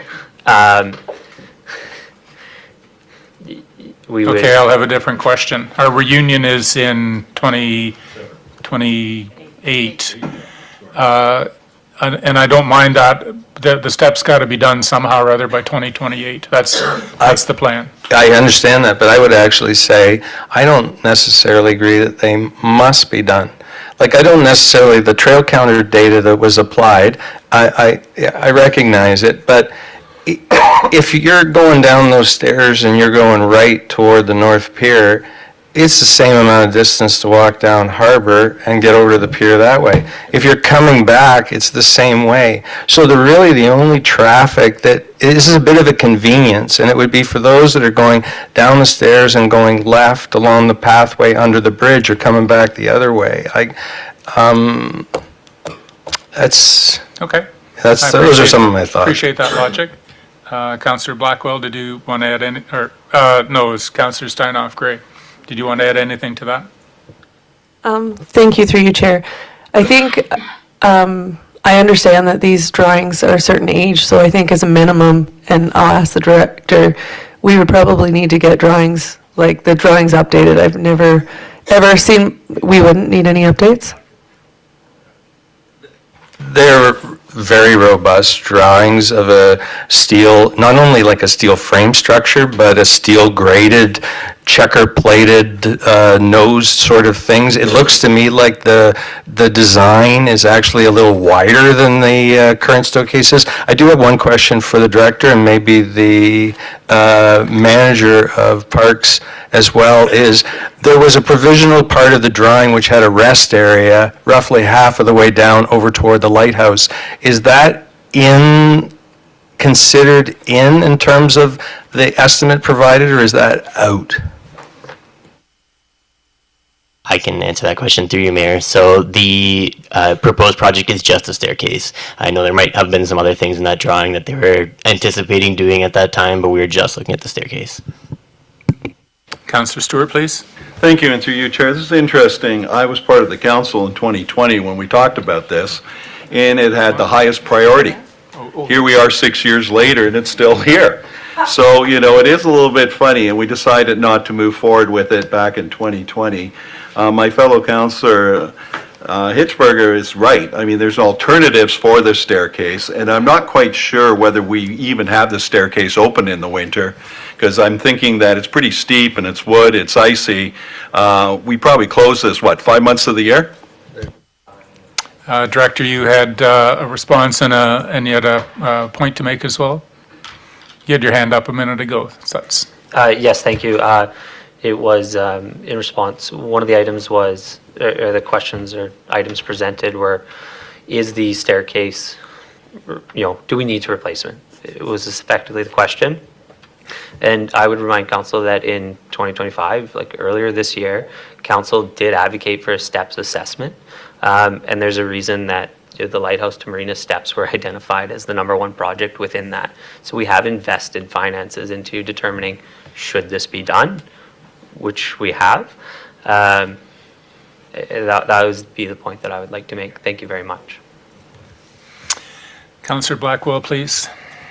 Thank you. Through you, to me, there's certain elements of the community or certain places that are really kind of special and unique. This is one of those things that I see tons and tons of people taking pictures. I know I use them all the time. I guess my question would be, how feasible is the motion in terms of looking at a pressure-treated replacement? How much would that potentially adjust the cost?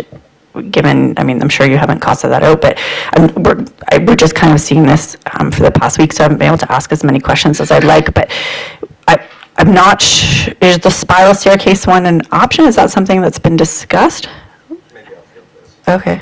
So, Maybe I'll interject, and I don't mind the discussion, but if there's nothing wrong with asking our Community Services Department to come back with a design that's not so significantly robust. One of the options here was, providing an alternative, whether it's pressure treated or preformed steel wood, something. And I'm not gonna guess the cost or anything, but it could be it's just not done this year, but there's the plans established to for the 2027 budget council, whoever it is, has a report already that says this is the pressure-treated lumber steps, or this is the alternative, or this is closing it, and this is how much it costs. So, I don't know what the safety issue is. Perhaps if the right answer is shut them down this summer and find out what's the community response. I don't know. Director, please. Yes, thank you, Mayor Craig. In response to, can the steps be wood? Yes. So in response to Councillor Hinchberger's amendment, that was a question that we had reached out to the engineering firm BM Ross, in that would there need to be a material redesign of those tender-ready drawings? And the response was no, we could tender it as wood. If I may, could I also go back to a comment from Councillor Stewart, or would I be speaking out of turn? Councillor Stewart, in response to the item, could the steps be taken away and could people walk around? Possibly. I would caution against that, in that it would be a reduction in the level of service. I think that if we take the steps away, this is my personal opinion, that the public will be outcrying that they had something that they no longer have. Within that, if council directs us to take them out, staff is happy to execute that. I think I stirred up the beehive. Deputy Mayor, please. Thank you, Mayor, through you. I always get a little concerned when it becomes a safety issue and the comments are about liability. And I wonder if you could comment on whether or not, it clearly indicates that it's past its serviceable life and it needs replacing. And I guess my concern, as I've highlighted, is when it's indicated there's a liability issue for the municipality.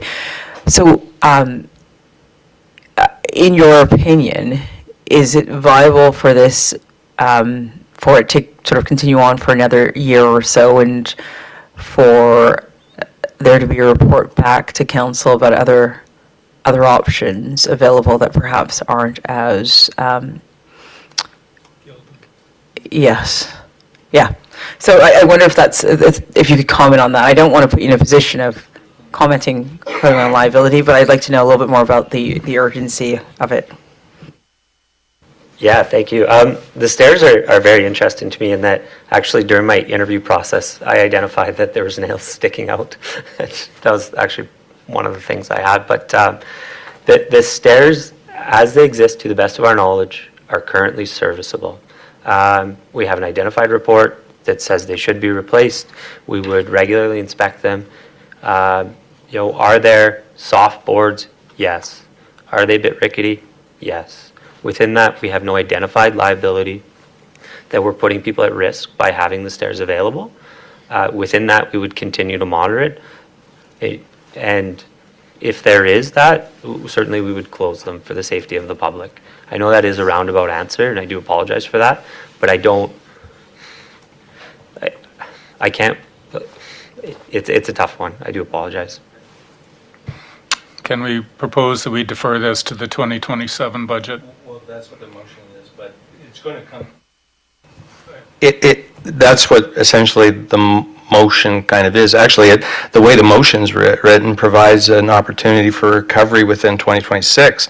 But it's going to obviously come down to a vote, so I'd like to make sure that council's informed in order that they can make decisions. I'd just like to make a couple points. I think there were a few of us that were surprised that a study that was on beach access points actually went over and looked at these stairs which don't provide access to the beach.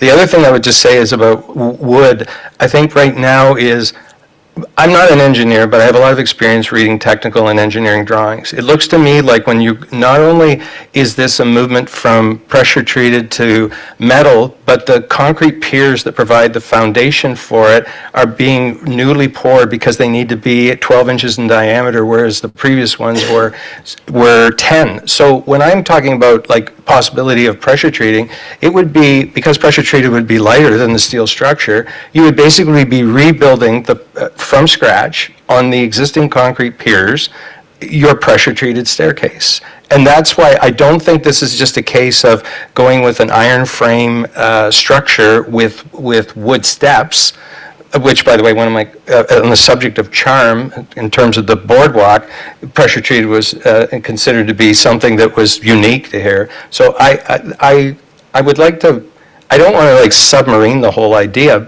That's why the motion is not to defer until 2027. It's an attempt to take some action that would, provide some, I guess you'd say, due diligence on our part in terms of that we're making a cost-effective decision. And by the way, the asset management plan, the survey that was done with it, identified that the public likes a family diner level of service, not necessarily fine dining. And that's what I'm trying to get at by, let's take a second look at this. So the motion says that the steps assessment be removed. That's an amount of $210,000. Be removed from the budget, pending completion of an estimate of costs, which more likely to be in the 2027 budget.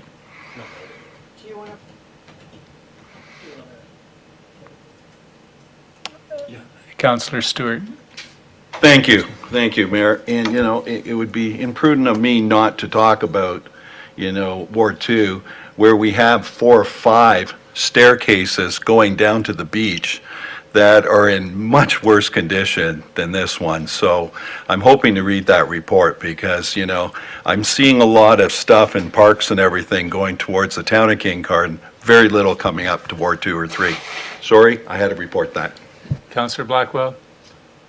Thank you. Through you, sorry, just in thinking about this, instead of perhaps, I'm okay to remove it at this point because it's a capital budget and we could potentially add it in at any point, recognizing that that can impact business plans. But in terms of removed from the budget pending completion, that would mean it's not removed until we get a report back? Like, so instead, would there be a way maybe to have this amendment be, we'd like a report back on options to come in Q1, and we can make a decision kind of going forward? And as part of that question, I was just looking at the STEPS report that we got, that it had some kind of, talked about it being in fair to poor condition with many of the connections in poor shape. So just again, maybe some clarity on whether we think it could actually, whether it would have to close, whether it would potentially be able to be limped along, or whether we have to do something if we want to replace it this year. That's what I was asked. So the motion reads that we remove it from the chart up there. If you have any new information? Is it new from, different from what you've heard here already? Go ahead. Thanks through you. It might be two questions, and apologies if one of them is already in here. I wanted to first understand the rationale for steel over other sources of material, like what informed that decision. But the other question is, because when the question was asked, would the staircase be able to use it in the summer, and the answer was maybe. I just want to confirm if we proceeded with it as is, or with perhaps even a different material now. I'm assuming that means that we were going to have the project complete by summer. Just want to confirm. So the amendment says we're going to take it out of the budget. Period. We're going to take it out of the budget for this year. It'll be gone.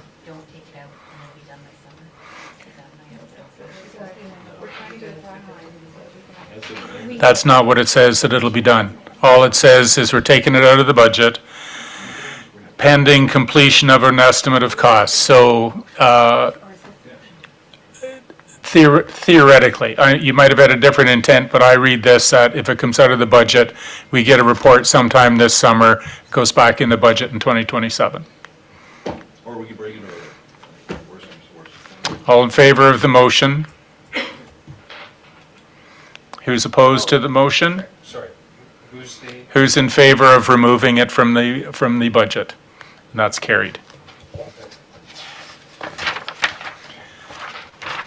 Moved by Mike Hinchberger, seconded by Councillor Steinhoff Gray, that council direct staff to credit $254,000, roughly 25% of the forecasted 2025 operating surplus of $1.16 million, as general revenue and a favorable impact of 1% to the 2026 operating budget.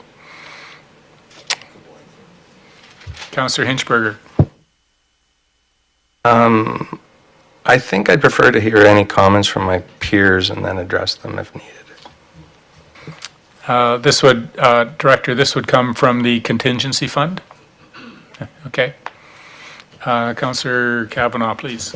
Thank you very much, and through the chair, while I'm generally supportive of this, I was wondering if the mover and seconder would agree to defer this to the end of the decision-making process, just so we have a little more context relative to other items. I worry there will be a net impact on decision-making going down the road, and I'd rather have this be the last thing we decide upon. Please do. Through your chair, I'm fine with moving this down to the end of the order. I understand completely, I think, what Councillor Kavanaugh is getting at. Yeah, I'm going to try 2-3%. Because there looks like to be some big hitters Later on. later on, okay? Do we need a motion for that? Yeah, it's deferred.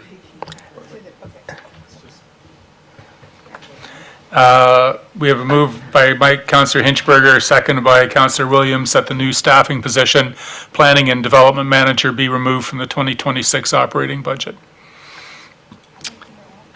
Councillor Williams, you get to talk first on this one. No, I don't know. I cut her off last time. I'll come to you. I'll come to you next, Councillor. It's all right. Councillor Hinchberger, go ahead. Wait, Mike. Sorry, did I hear clearly my colleague say that her justification was we're not ready? No. You're not ready. She's not ready. All right. Well, I would say in some ways part of the justification is a lot of what I hear is we're not ready. because it's outside of what was discussed in close, and I won't repeat it here, but there was also this open sort of acknowledgement that we're not really sure where we need to go, so why are we reaching a high at a time when we really don't know what the functional need is? It just seems premature to me. And one thing I can repeat that I did say in closed, in comparison to a lot of these other positions that have been requested, I have a harder, more difficult time, not a hard time, a more difficult time seeing what the actual result is going to be that's going to benefit both the citizens of the municipality and the corporation itself. So. Councillor Williams.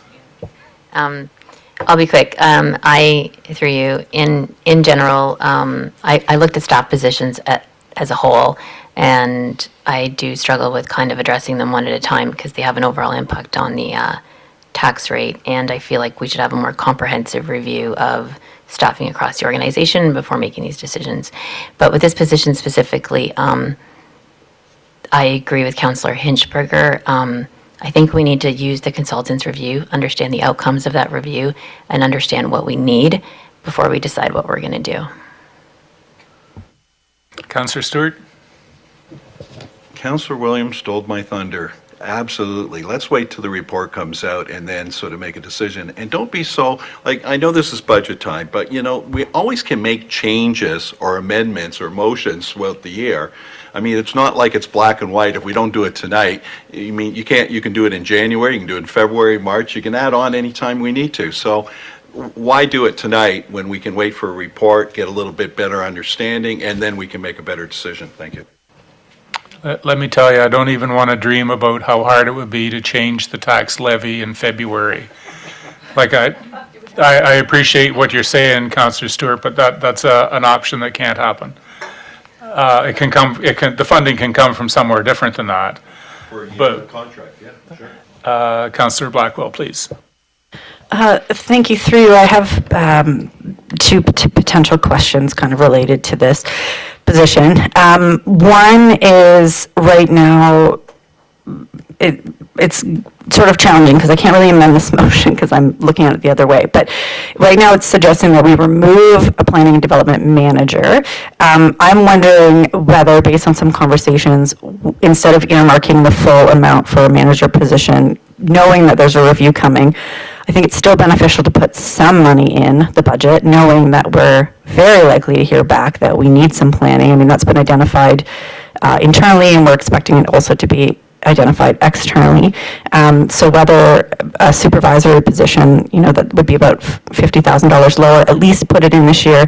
And if the report comes back and says you actually need a manager, then it's less of a tax hit next year because we've already potentially been able to kind of earmark it based on my assumption or understanding that the report is actually coming back January, February. So we would have some time to eventually kind of refine what the posting is. But I guess one of my questions or comments and questions eventually to the director is what I hear over and over and over and over is, you know, the majority of us ran on something around affordable housing, around promoting sustainable development, wanting to take action on the housing action plan.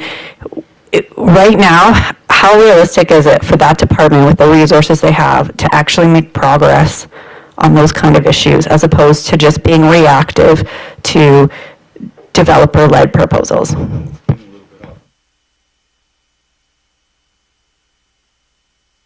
No, it's for our staff in there.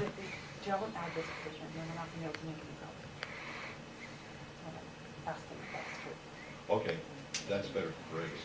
Yeah, sorry. Sorry. Do you want me to Talking say- about- Yeah.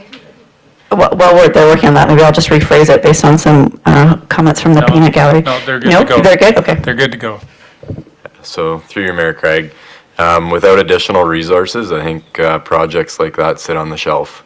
We're focused on day-to-day and trying to keep up with that, and unfortunately, those are sacrificial elements of it. So having resources will help us focus on considerations such as that. Councillor Hinchberger, please. Thank you. I would answer Councillor Blackwell's question differently.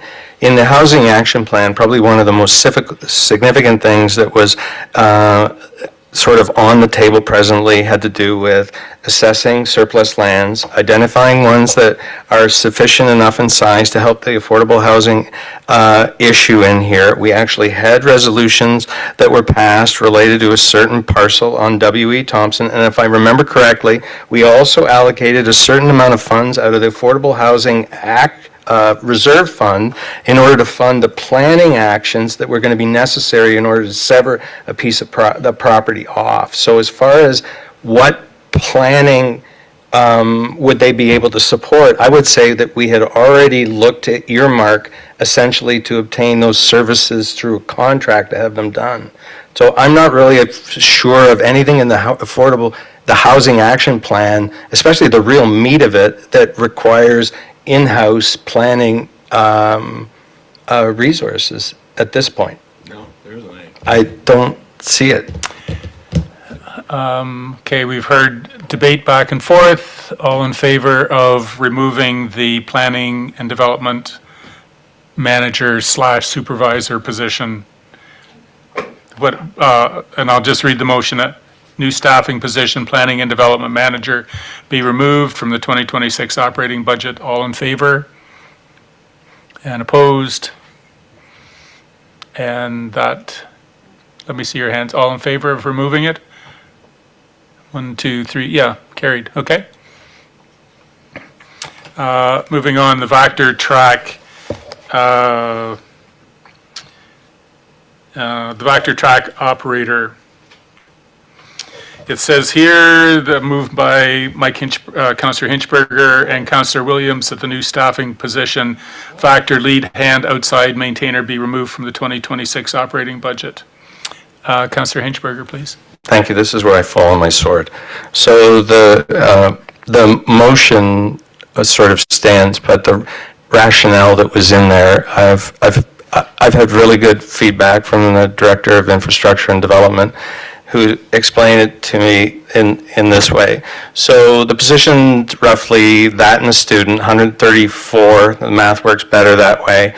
The Vector was purchased on a split between water, wastewater, and life cycle. So the position would be funded a bit from tax supported and rate supported.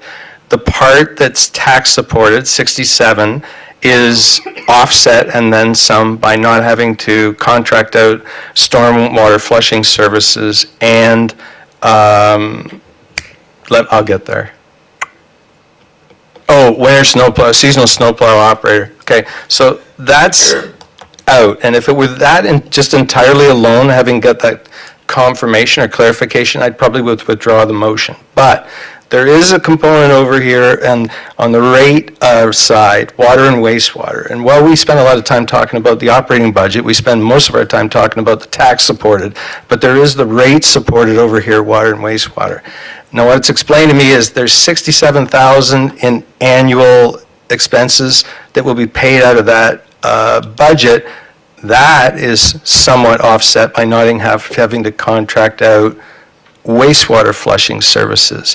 So there is a very small residual, I think, that represents, it's almost like this position it could have easily been positioned as a contract reduction initiative rather than a staffing addition. So I just want to make sure that, and I have no problem being voted down on this one after what I've basically just told you. So no, that's all I'm going to say. Thank you, Adam, for the laying it out. Councillor Williams, please. Thank you, through you. There's some of what Councillor Hinchberger said that I'll echo. We spend a lot of time reviewing the operating budget and the capital budgets and trying to kind of adjust and reduce costs, but we don't really spend a lot of time looking at the rate budgets, and a lot of it's because we recognize how important the service is, and this is really just an attempt to acknowledge that 6% increase in the water rates is significant, and if there's a chance to reduce that increase in some way, then this is perhaps the chance. Councillor Stewart? Thank you, and through you, I've been through a lot of this from last term and everything, and we used to see maintenance cost of $35,000 to $40,000 on this piece of equipment. It's a very technical piece of equipment, And I believe I asked the director at that time that maybe we should have somebody specialty managing it. I'd hate to ask you, because we just bought this equipment in '24, I believe. What was the maintenance cost in the last 12 months, and does that have anything to do with finally getting somebody who's going to be the expert at this? So through you, Mayor Craig, certainly no concern over the last year in terms of the maintenance costs with the new unit, but this position, I mean, it's twofold. Certainly has to tie into discussions that have been ongoing with both council members in the past as well as internally with staff. But the other piece, I mean, it's trying to reallocate funds and create some efficiencies and really some net gains in terms of our level of service that we're providing. You know, I understand the concern and comments in terms of the rate structure, but our rates are set for water and wastewater through our financial plan. The impact here is that we're actually going to have, you know, a lesser transfer to reserve, but one of the things that rate structure doesn't capture and pick up is the efficiencies that we gained, you know, through the operational changes and through the unionization commitments and agreement that took place over the last year, and a significant reduction in overtime impacts. So, I mean, if we're to lay it all out on the table, I think we're probably going to find that, you know, some of those financials wash out, and this year, you know, as I mentioned, there's a lot of value to add in this role. Is that washout referred like to flushing of any sort, or stormwater? Right. Councillor Hinchberger, please. Thank you to you, Mayor. Based on this, I think this has been a great discussion, and for anybody who's been watching, it should be clear. So I'd like to withdraw the motion. If somebody else wants to pick it up on my behalf, happy to hand it over. Does someone else want to be the mover of that motion? You seconded it. You can't do both. Yeah, I'll move that. Councillor Stewart moves. Okay, it's continues. Did you want to speak to that, or? Yes, please. Actually, the director sent us something interesting, because this is going to be shared responsibility, and it's the water users, sewer users. That's a union shop. Will this person be a union member? Because I'm afraid that, are they allowed to, you know, because some unions are very strict. You know, when they're doing sewer work and everything else, are they allowed to do it? So I assume this person's going to be union. Through you, Mayor Craig, it would be a unionized position. The way the union agreement is structured around any of our services, essentially we can't take work away from one, and so they're to be provided a full work week of work. I'll use an example even such as winter maintenance. This facility here, during our meeting, there was a flashing orange light outside. That was community services staff supporting us in making sure that we can all get out of here safely tonight. They're not unionized. However, we did not take work away from unionized employees. They're still going to get their full work week here, so there's no concern there. So just to follow up, you're going to have to ask the union to increase this position before, even if we approve it. Is that correct? So I understand the question, but what we're going to do is make sure that we fully follow all the negotiated terms of the union contract. I withdraw the question then. So we have a motion on the floor that the factor lead hand outside maintainer be removed from the 2026 operating budget. All in favor of that motion? All opposed? That's defeated.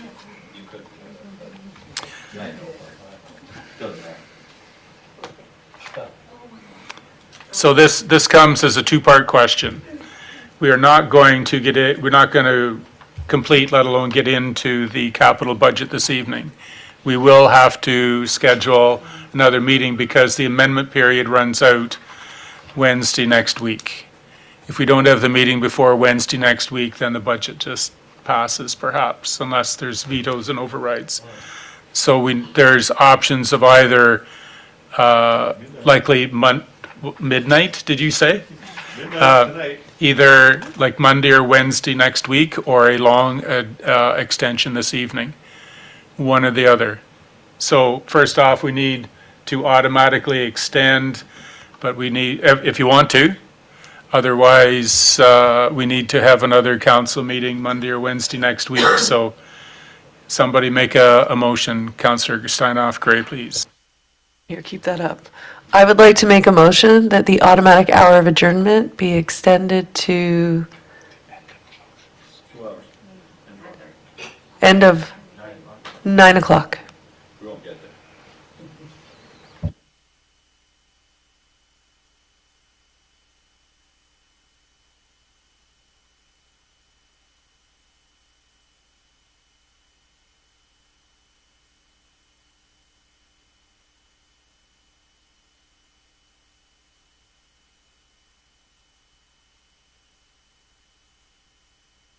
It's not me talking here.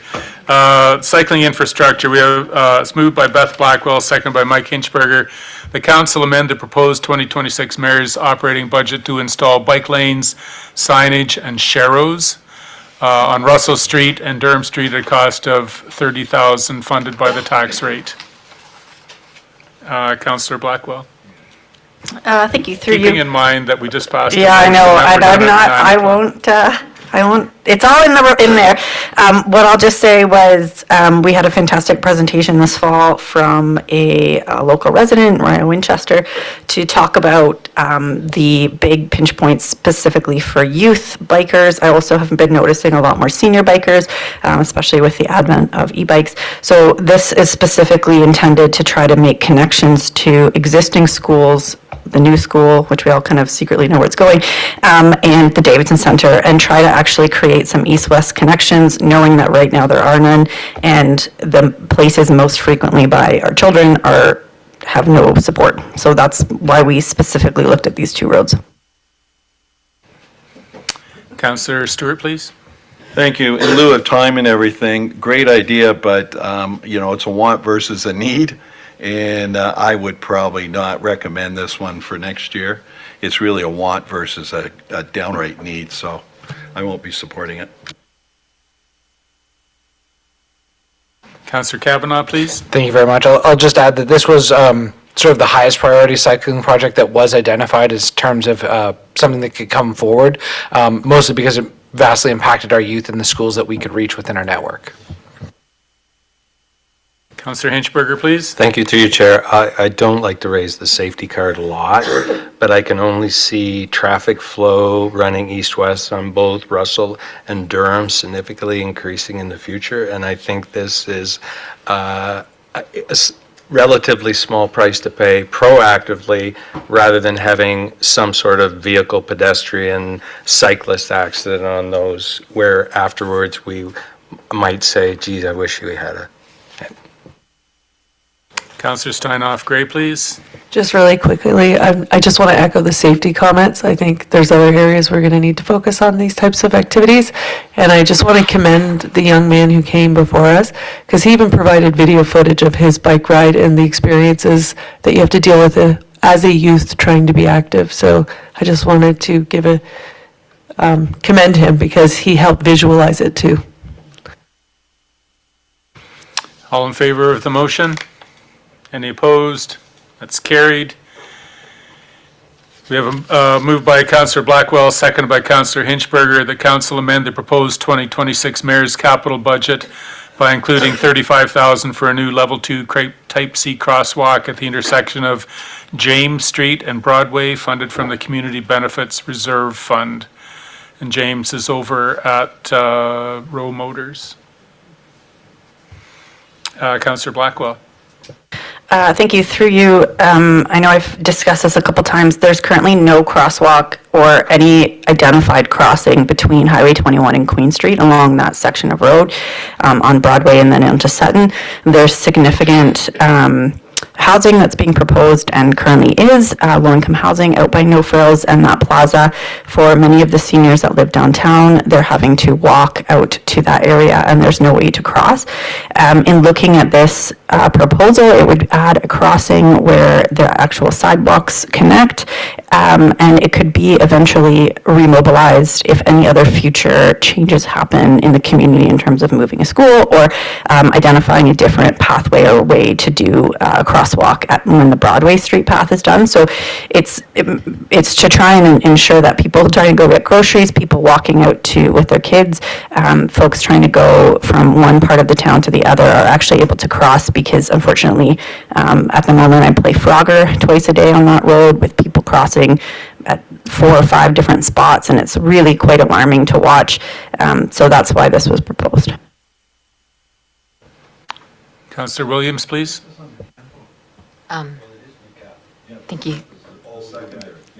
Thanks, through you. I just wanted to confirm if the location was done in consultation with the director, and if that is the best location for a crosswalk like this. So through you, Mayor Craig, the council member's certainly been in touch.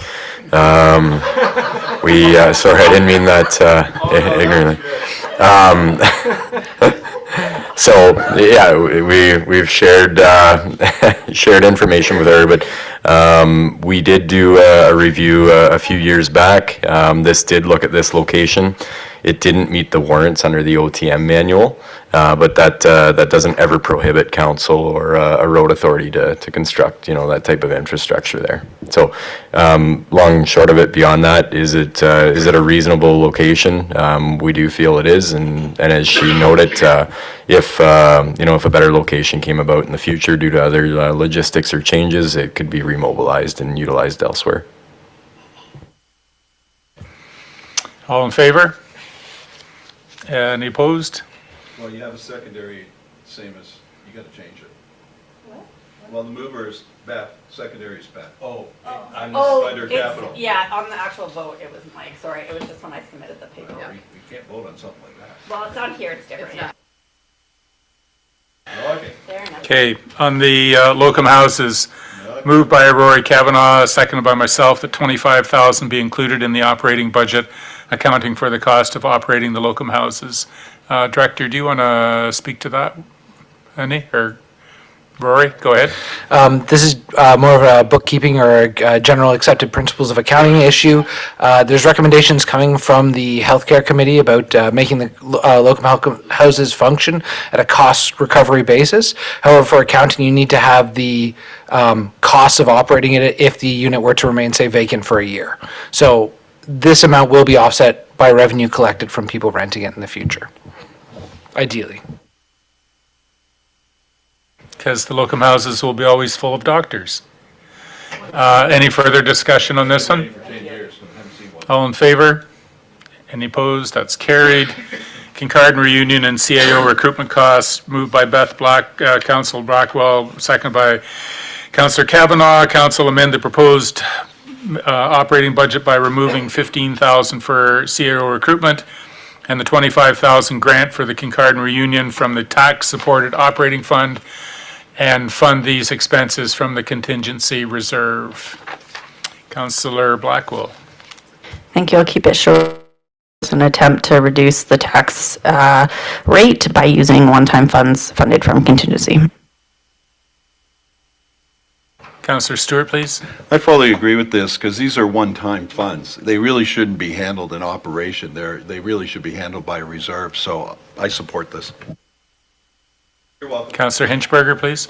And the nice thing is when the locum houses are fully used through the year, the 25 grand just goes over into this. Perfect. Bob's your uncle. All in favor of the motion? That's carried. Queen Street Cycling Infrastructure, moved by Councillor Blackwell, second by Councillor Kavanagh. The council amend the proposed operating budget to install signage and sharrows on Queen Street between Durham, Market South, and Broadway at a cost of $10,000 funded by the tax rate. Councillor Blackwell. Thank you, through you. I've got one of my cycling ones, so I know this one might be a bit of a long shot. But what I'll say is that as someone who has biked uptown with my young son and biked with many others, if nobody here has ever been doored, I'm glad for you because it really hurts. That's when someone in a parked car opens a door and you smash right into them. The narrowness of the downtown makes it really, really hard for you to bike on any kind of shoulder of the main street. But I've also been honked at quite a bit by folks who think that I shouldn't even be on the road at all. So one of the things with this is it would be very similar to what's actually done in Southampton recently when they redid their whole streets, which is a green box in the middle of the road with the sharrows to say cyclists can take the lane here. It's a low traffic area generally, it should be. People going fairly slow, and there's quite a lot of places to lock your bike up on the main street. We've done great work trying to promote bike usage, but we also haven't made it necessarily a very safe environment. And this was another one that Rio had identified as a place where he would really like to see something, so I thought I would bring it forward for safety. Councillor Stewart, please. Thank you. This reminds me of Toronto and getting rid of all their cycling lanes. This is a very dangerous route, and you agree. I think that, we can use maybe the back streets and come up to Queen Street, but running along Queen Street is going to cause some problems. People aren't aware, and it's a very tight situation. So unfortunately, Councillor Bethwell, I won't be able to support this one. Councillor Williams, please. Thank you, through you. I do agree with Councillor Stewart. I think that we have decent bike paths on Penetanguar behind, and I think that for the safety of people, of all of the vehicles and the vehicles that are stopped in the middle of the road during the day with deliveries and the cars that are the parking in and out of lots, spots, that it's best to keep the bicycle traffic on the paths and then coming up kind of as they need to. And I think that's for the safety of the bicyclists in particular. Councillor Pranger.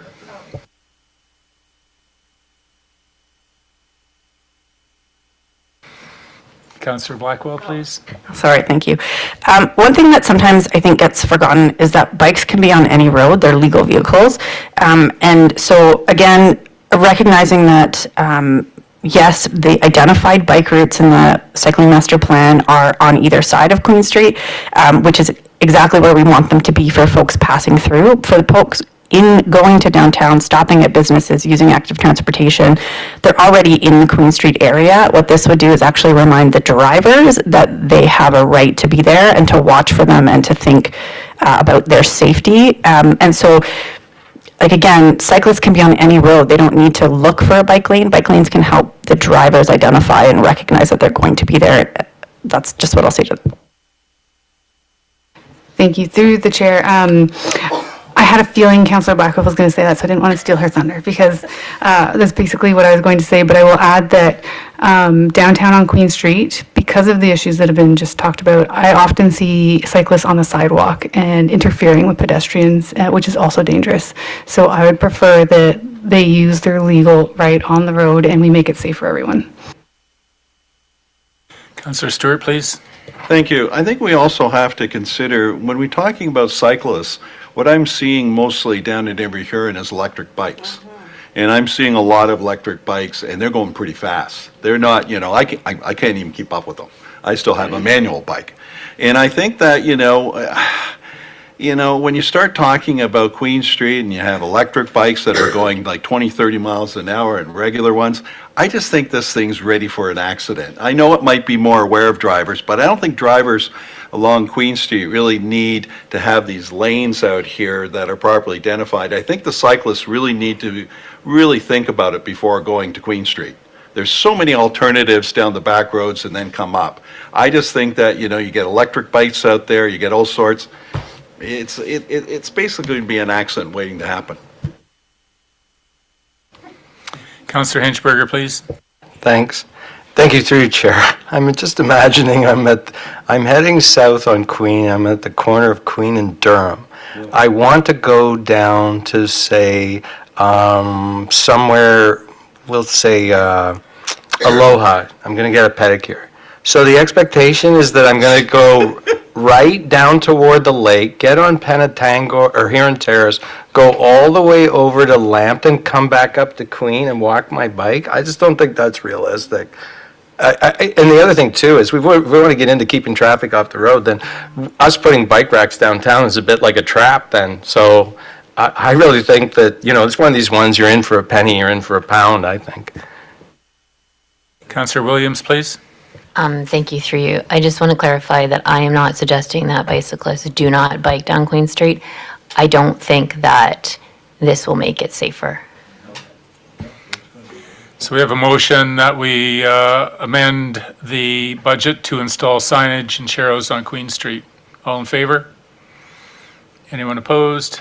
That's carried. Resolution moved by Councillor Blackwell, second by Councillor Kavanaugh, that council amend the proposed budget by waiving fees for the 2026 on-street patio program and funding the $6,500 cost from the tax rate. Councillor Blackwell, please. No, just a minute. Councillor Kavanaugh, you talk this time. Thank you very much. As everyone knows, this is a motion that was brought forward by the BIA, and it came late in our budget deliberation process last year. However, there was also some legislation that had to be developed, and as a result, we didn't have a great successful patio rollout downtown last year. This is an idea of continuing that on and encouraging businesses to take that and help make that space more of a center where people want to spend their time. All in favor of the motion? That's carried. Recreation Renovation Fund. Moved by Councillor Blackwell, seconded by Councillor Kavanaugh, that $150,000 of the 2026 Bruce Telecom Legacy Fund investment earnings be earmarked for future recreation center renovations, and further that staff be directed to bring back a report in 2026 regarding existing recreation-focused reserve funds with recommendations on possible consolidation centered on the two key projects identified by the Recreation Ad Hoc Committee, specifically Tiverton and the Davidson Center / pool. Councillor Blackwell, please. I'll be real quick. There's $500,000 identified for the investment earnings in 2026. I wanted to jump the gun a little bit, apologies on that, but we have a portion of that going to the hospital redevelopment, and there's some really exciting work being done by the ad hoc committee that's hopefully going to be bringing forward some potential draft plans in the upcoming year. And I'd like to signal to the community that there's some real enthusiasm and support for these two projects. I know they've been longstanding ones in the public eye, and so just to be able to showcase and put these away, and yeah. Councillor Steinhoff-Gray, please. Thank you, through you, Chair. I'd like to agree with my fellow councillor, Beth Blackwell, and I know Tiverton has been waiting for a very long time for some improvements, not just to our arena and community center, but the very real need for us to have a proper community center, and I'm very excited about the plans that are being brought forward. And I think this is a good signal, because I know that we have a lot of people, like previous Councillor Rupel, who put their blood, sweat, and tears into seeing these types of things happen. And I know he continues to watch all of these developments, even from home, so I want him to know that he is heard and here. And I appreciate the motion. Thanks. Councillor Stewart, please. Thank you, and through you, I think we're a little bit premature. We're putting $150,000 towards something that we're still working on. You know, we haven't even come across with a final plan that we are even willing to come to council, and then we have to come to the community. So, you know, I think you're about a year premature, and there could be a recommendation from the committee to bring some funds to move ahead on some of this, but right now, we're just basically in the design mode. And I think that, you know, you're pushing this a little bit farther, because we never even talked in the committee of doing anything maybe in 26 other than agreeing to a design, bringing it forward, and maybe taking some look and try to bring the community, because the community is going to have a lot of say in this. And so, you know, I'm not sure where you're putting the $150,000. Are you using the $150,000 to have a campaign with the committee, or a campaign with the community? Councillor Blackwell, please. Yeah, thank you. Sorry, through you, if I could just respond. There's two parts to this motion, actually. One is that we essentially just earmark funds and say, we've been working as a committee to potential recreation funds. We know there's going to be some costs coming up. So we're just saying, this is funds we'd like to eventually put aside for long-term planning. It's not about using it. It's not about operational or having any project identified. It's essentially putting it away in a reserve. The other part of the motion is asking staff to actually bring a report back after we're able to bring forward that report from the ad hoc committee to look at all of our existing recreation-focused reserves, because we actually have, I think, 5 or 6 that all kind of talk about these 2 projects. And so trying to say, okay, how do we consolidate these and identify these as potential key projects that will, again, as I recognize, be contingent on how the community responds to what we bring forward. This is just intended to basically be an allocation in a reserve fund, not identified as anything specific, just to signal that these are kind of actions. Drop it in a reserve.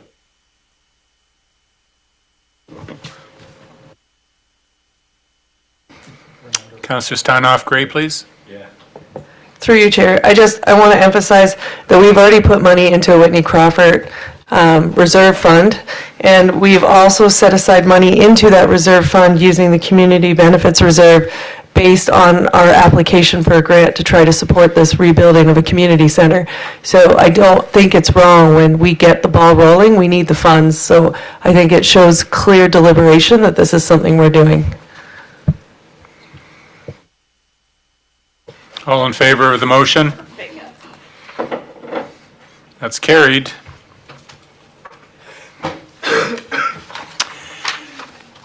We have another motion moved by Councillor Stewart, seconded by Councillor Williams.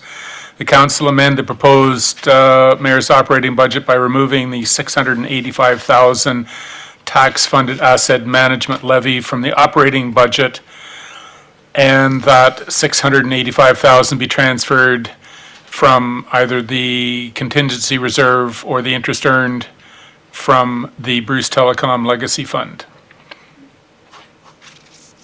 So basically, you want the contingency fund to pay for the asset management plan.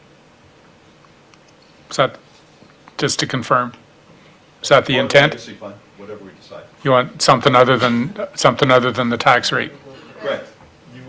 Councillor Stewart. Thank you. Some of you have been using some of the funds already, and that's what they're there for. This one was an interesting one, mainly because we really haven't decided as a council. We have over $1 million of interest from the Bruce Telecom Legacy Fund. We're hitting the community pretty hard with the initial 6.37. I'm thinking that it's time that we give back. You know, we sit around 8 years, I've seen surpluses go into contingency funds. You know, that's basically tax dollars usually. And I'm seeing now that we have $1 million in a legacy fund in the interest portion. I'm going, I think it's time that we give our taxpayers a break. You know, what are we going to do? Just leave it in the bank? I mean, there's a lot of taxpayers out there that really need this break. Not everyone works for a company that pays $100,000 to a lot of their employees. A lot of people, I call it the K Society. You got the K ones up here, and then you have the ones like myself down here. So, you know, I think it's time. I'm not saying we're going to do this every year, but it certainly would reduce our taxes quite considerably by using one of these funds and taking away the 3%. And it still contributes, because the asset management thing is important. I'm hoping we're going to get a committee together when we start looking at our asset management plan, because we do a 5-year review, and we need to really take a look at the assets and really make some tough decisions whether we're going to move forward or not, including the Davidson Center, including, you know, the Sports Center, including everything else that we own. But I'm hoping that the council will see the way and sort of help the community. There's a lot of people over 60 in our community that really are on fixed income. And, you know, we talk about affordable housing, we talk about, you know, being inclusive in everything, but, you know, part of your housing is your taxes. We have hit the tax market pretty hard in the last 3 years. I think we're well over 21%. If we went with the 6%, that would be 27% in 4 years. You know, that's a hell of a hit for a lot of people. I think this is giving back, and it's the fair way of doing this. This is the most fair thing to give back to the taxpayers, because guess what? Everyone benefits this. Every taxpayer in Ward 3, Ward 2, the farmers, the town of Kincardine, the village of Tiverton, the seasonal people, all get a 3% break. This is probably one of the fairest tax decreases that we can do in a community our size. So I'm hoping my fellow councilors will see my way. I know that I already convinced one over there, my Councillor Williams, and please speak up, but I'm hoping that we're going to be able to pass this tonight. Thank you. Thank you. Perhaps for the record, I did present this to Councillor Stewart. I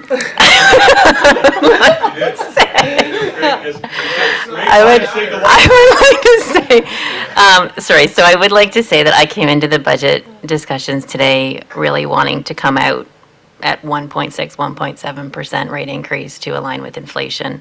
I know that we need to contribute to our asset management plan, but we did receive a little bit of a budget day present with the announcement of the sale of Westerio, and I think that we should recognize and appreciate and pass on that as a taxpayer savings opportunity this budget season. Keep it like that. Director, please. Through you. So I think we've seen earlier in this term the impact of transferring funds from one reserve to offset the 3% tax rate increase for asset management. And I recall that it was not in line with the recommended strategy of the asset management plan, and it didn't really provide an incremental increase into the fund, which is what the recommendation is. If council does want to contribute funds from the Bruce Telecom Legacy Fund, it will have to exempt itself from the policy because the policy restricts us to $500,000 a year as an annual transfer, and you've already now expended the $500,000 based on the two other amendments that were approved earlier today. So it's definitely not supported by staff, but I would hesitate with this one. Councillor Kavanaugh. Thank you very please. much, and through the chair, the definition of insanity is you do the same thing over and over again and expect a different result. I feel this council had this learning moment in year 2, where we tried to do something with a surplus from one year and roll it over into the next to the asset management plan with questionable results. And when you look at the basis of that plan, it's the basis of a 3% increase every year compounding, and cutting that out potentially can lead to some bigger problems. The other thing I'll point out is we are currently sitting, as the board accurates, around 3.88%. So if we were to remove this 3%, we would drop down to 0.88, floating with those 3 or 4 remaining items. Councillor Hinchberger, please. Thank you, through your chair. Just to clarify, I think this is the main agenda item that prompted Councillor Kavanaugh to suggest that I move an earlier motion back farther in the meeting. Okay, that's good. The one thing, a question I would like to ask Director of Corporate Services, we have the Bruce Telecom Legacy Fund invested under a policy. Is the rate of, I'm not convinced that the rate of return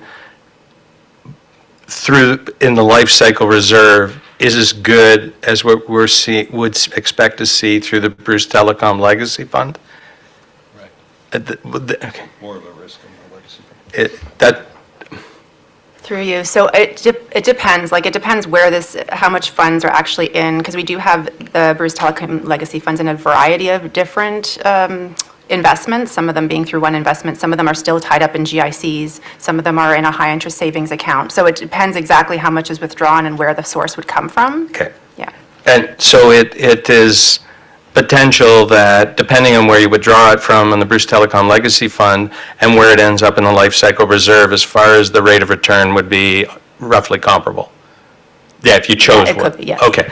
So I think I see where my colleagues are going. This might be the last time I give this speech, but I feel that when you move stuff from one reserve fund to another, it's a bit like a shell game. It looks like you're doing something, but you're not.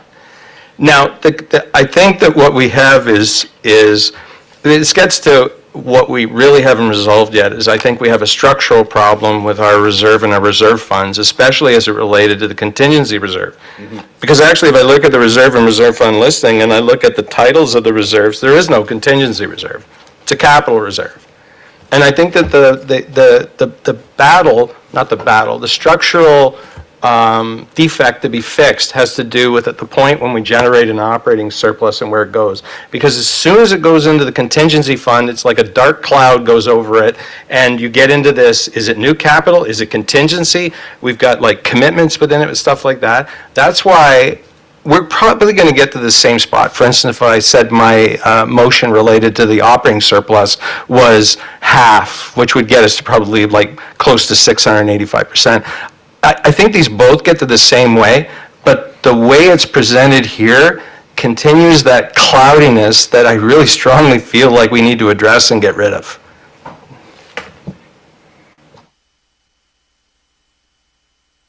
Councillor Stewart, please. Thank you. In interest of time and everything, what's the scoreboard say? You said 3.88? Can we get an exact reading? Because we still have to deal with Mike Hitchberger's, Councillor Hitchberger's thing. If this passes, I'll probably withdraw it. Well, we'll probably, might modify this one, get down to 2.88. Yeah, like my spreadsheet shows 3.88, yes, if we remove. 3.88? If we don't factor in any of the items that we have not discussed yet. Okay, well, we'll leave Mike's up in the open. How about we do this? We're not going to get down to 1.88, guys, that's just not realistic. How about I change this, whether my fellow council will second this, and we will just do 1%, which is what, 230,000? And we'll take that out of the, whatever fund you have, contingency capital reserve. So we moved down because I was really hoping, to be honest with you, of a tax increase between 2 and 3. That seems to be fair nowadays, because we've been very heavy in the last 3 years. And we have some opportunity here, so, I could modify this and do an amendment, say we'll only use 230,000 or whatever it is, and we'll take that 1% out of the contingency capital reserve, because, my fellow councilor is absolutely right. This contingency, whatever you want, a capital reserve, money goes into it, but we don't really get the opportunity to always make a decision where it's going to go. We see it a lot of times throughout the year, we have an overthink, we'll take it out of the contingency fund, which is what's designed for. But our contingency fund is pretty healthy. I mean, it's 4.2 million. At the end of the year, it's going to be 4.2 million. So my amendment is that we'll only take 1% and put it towards, take it out of the capital reserve. Councillor Williams, do you agree with that amendment?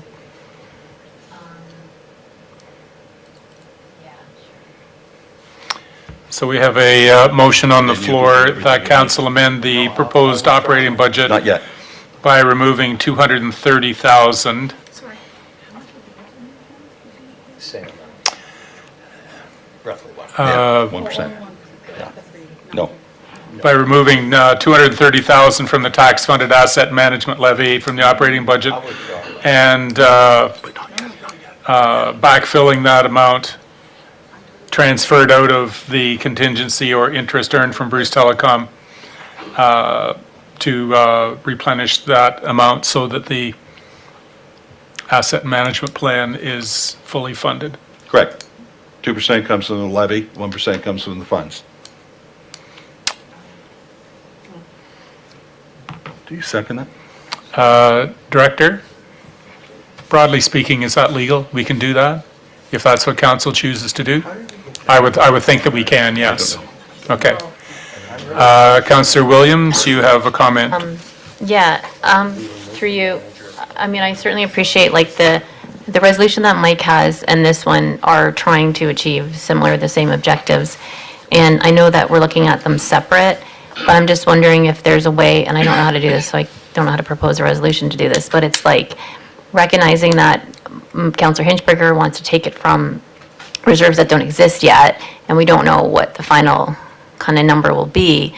Can we do something where it's if his doesn't meet the objective that we're looking for, then we can perhaps activate a transfer to offset that difference? I don't know if that complicates it or if that even makes sense. We're still waiting for his. Yeah, it sure does.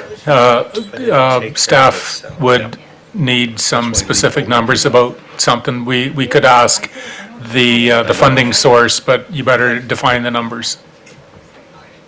Director, please. It'll happen one way or the other. So through you, to me, these are both the same. Like, I think we should just be talking about one of them and get rid of the other. Whatever you want the number to be, plug it in and be done with it.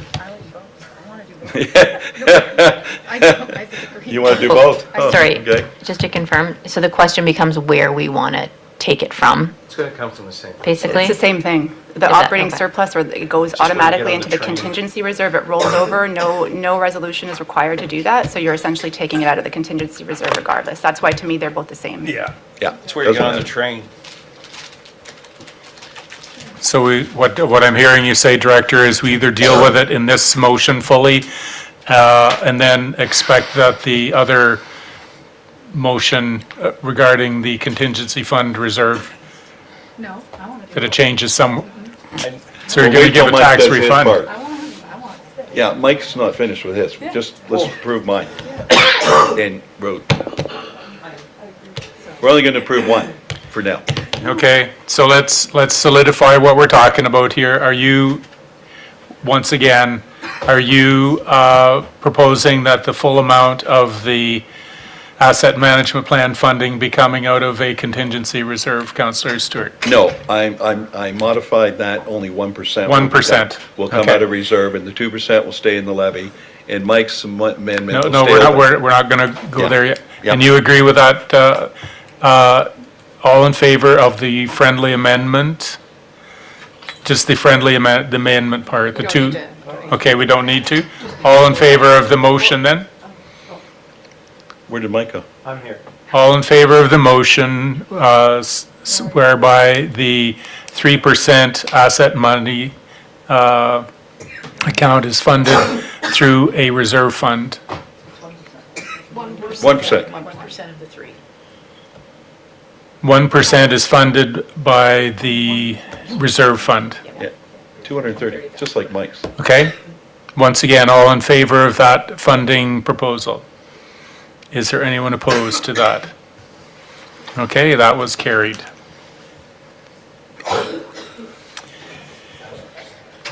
We have a mover and seconder, moved by Councillor Stewart, seconded by Councillor Williams, that council amend the proposed operating budget by removing the revenues and expenses associated with the short-term rental accommodation licensing program, and that council remove $60,000 in consulting costs for the implementation of the municipal accommodation tax program, $25,000, and the tourism strategy, $35,000. I'd like to raise a point of order on this one if I could. And I have a question for the clerk. Actually, what I'm going to suggest, it might be the answer, I don't know if it's the answer to your question, but it's going to be something I'm going to say. This isn't one motion, this is 3 motions. Right. There's 3 separate things that we will look at this rather than all inclusive. Councillor Hinchberger, please. Thank you through your chair. My question would be for the clerk. The part of this motion that the mayor now believes that's more than one, and I agree, related to short-term rental, it looks to me like a motion to reconsider based on the pathway that we're on. I just would like some clarification about whether you would agree with that or disagree with that. Me or? The clerk. Yep. Well, I'll render my opinion first, and then the clerk can correct me because I'm normally wrong, but anyway. What I'm reading in this is if, and Councillor Stewart and Williams can correct me, if you pass the first part where it removes the revenues and expenses, short-term rental accommodation licensing just disappears. That's the way I read it too. Councillor, is that the intent? No, actually, you know, what I'm thinking is that we haven't really, Okay, so if that's not the intent. that's not the intent. Then, but we were okay, gonna no, stop defer it. now, stop now. We're going to defer it. So we're going to start that as the first motion. Yeah. And we'll have the discussion on it, and then we'll decide what we're going to do with it. So it's going to be split into 3 parts, same mover and seconder for each part, if that's acceptable. Yeah, yeah. First one is council amend the budget by removing the revenues and expenses associated with short-term rental accommodations in the amount of $80,000. Councillor, what is the intent of your motion here? Mainly because I'm worried about being neutral. We talked about this in the actual definition on page, whatever it is, page 118, that we're going to have neutral. I don't think we're going to have neutral. I'm really afraid of that. And I think that even, you got all these departments involved, and we just introduced something else with the planning department, a $1,500 charge. And I think that we're going to see with the fire department and the building department and the bylaw department and the tax department and everything else, we're going to see our costs go way over, and we won't become neutral. So that's why I'm hoping that we're going to, my amendment would be defer this and still keep looking at it, but really try to get down to the brass tacks, because I don't think we're going to achieve what we're hoping to achieve.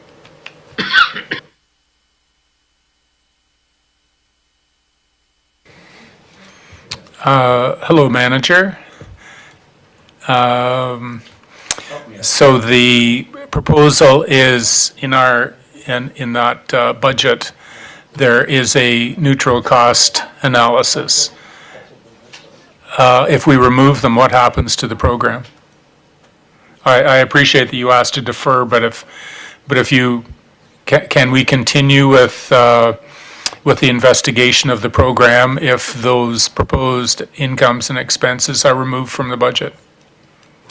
Through you, Mayor, we could continue, but I don't think it solves the problem of the costs, because there's still going to be staff time to look into those pieces. Councillor Steinhoff, Gray, please. Thank you, through you, Chair. I feel like we made deliberations in council based on progressing this program, so I'm confused as to how we would use a budget to remove the means to progress the motions of this council made prior to a budget meeting. I am struggling with this one. I'd like clarification. Yeah, now fix it. I'm way in deep over my head here, so. So the motion of council still stands? So the motion of council asking us to go forward through it still stands? So basically, you are removing the financial piece. So there is no finances for it. So.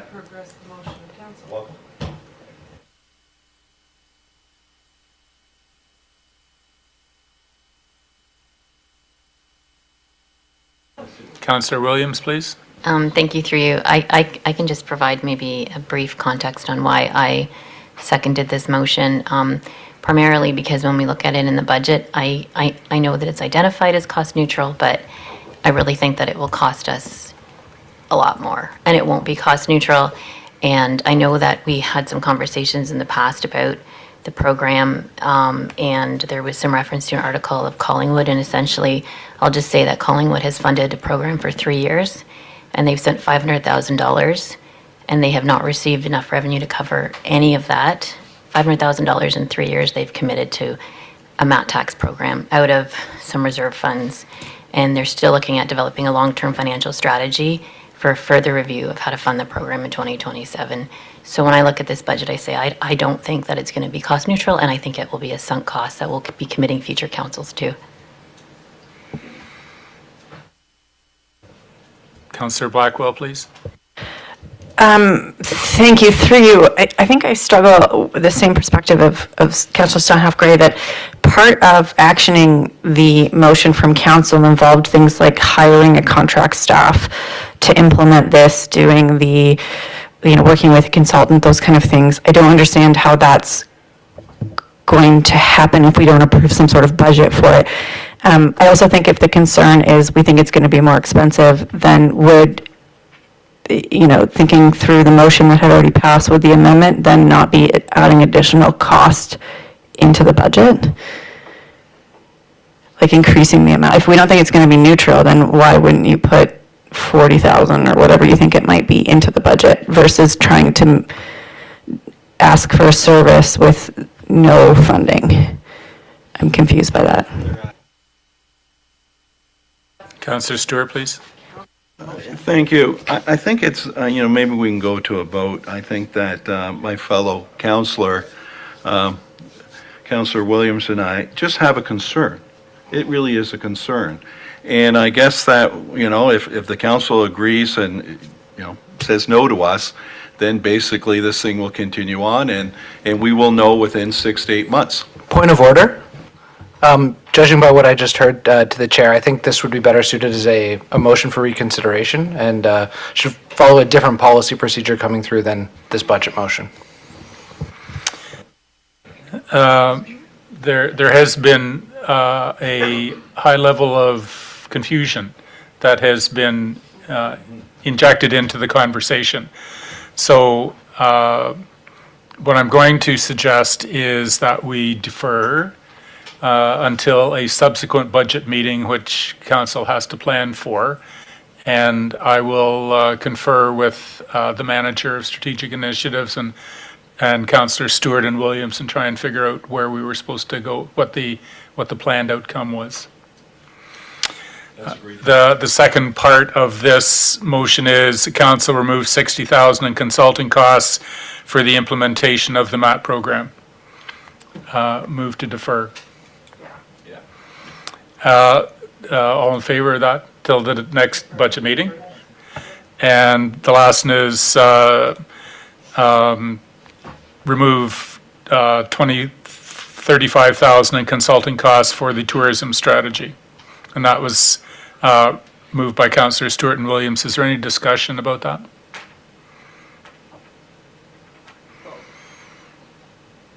Councillor Stewart?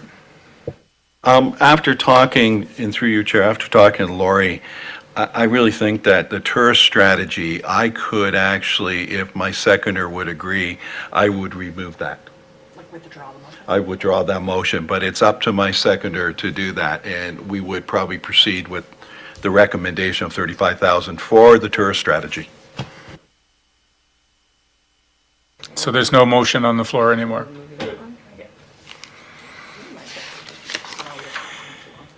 All right, at this point, there is a previous motion, 7.1 something or other, moved by Councillor Hinchberger, that we direct staff to credit $254,000 of the forecasted 2025 operating surplus as general revenue and a favorable impact of 1% to the 2026 operating budget. I think, did you want to do that one now, or do you want to do the four that Oh, we had those?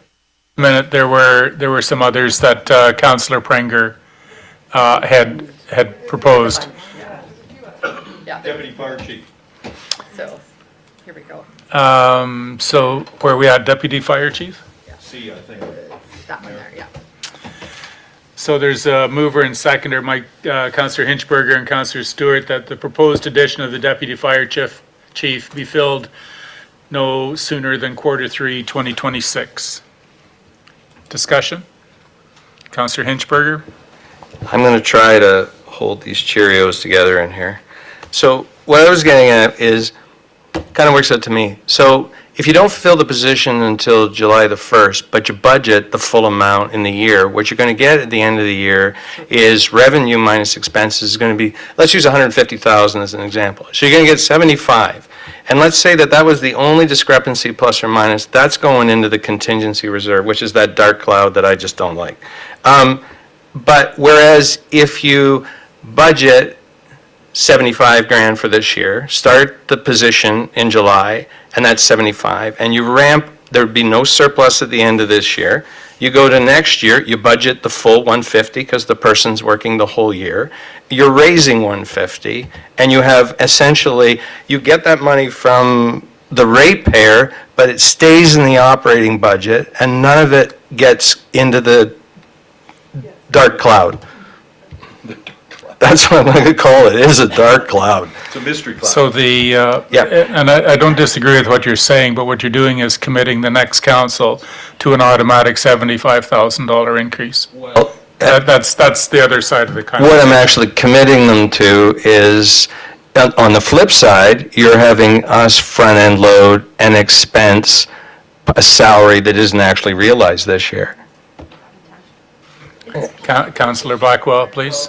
Thank Councillor you. Blackwell, please. Thank you, through you. I'm actually opposed to this motion completely. What I'll say is, knowing the regs come into effect July 1st, I wouldn't want to wait to fund the position. I would want to fund the position starting, especially because potentially, and best practice would say we would fund the full amount of the staff, and I'd rather have the resource to prepare and ensure that come the day of the new regs, we have a plan in place versus hiring someone the day the regs come into place and trying to play catch up. So I'm not supportive of this. I also don't like the idea of handing a new council. I think we talked about that when we came in, that there was quite a lot of things kind of hanging over onto the new council. If we want to fill this position, which I think, this is one of my non-negotiables, I think we just need to fill it, and we need to support our fire department to be as effective and safe as they can be. Our CAO, please. My concern is about the fact that what we're talking about here is a position, it's a person, and if we hire someone as a permanent full-time employee, but then, as you've said, you've sort of tied council's hands. If the next council, for whatever reason, found themselves in a situation where that wasn't an additional expense that they would be able to support, well, now you're having to deal with a person, and there would be costs associated with separating from that employee, and that it's just, I think, and Roxanna has tried to say this too, that it's standard practice that when you're hiring a person, it's the cost of the position is funded on an annualized basis, just to ensure that you're not creating problems or setting stuff up in the future that's going to have impact on people. Your math is absolutely correct, Councillor, no question at all. It's just the fact that when it's positions and it's people, we can't just make decisions about whether to have them or whether not to have them without a whole lot of other implications and other expenses that come with it. Through you, Chair. Go ahead. Oh, I'm maybe not expressing myself well. I 100% believe that once we would commit to this person, we're committed to them in perpetuity. But if I use the sort of an extreme, let's say you approve the position right now, you budget $150,000, for some reason you don't fill the position until December 1st, 2026. So you're going to pay them out $150,000 divided by 12, 1/12 of that, and the rest is going to end up in an operating surplus, right?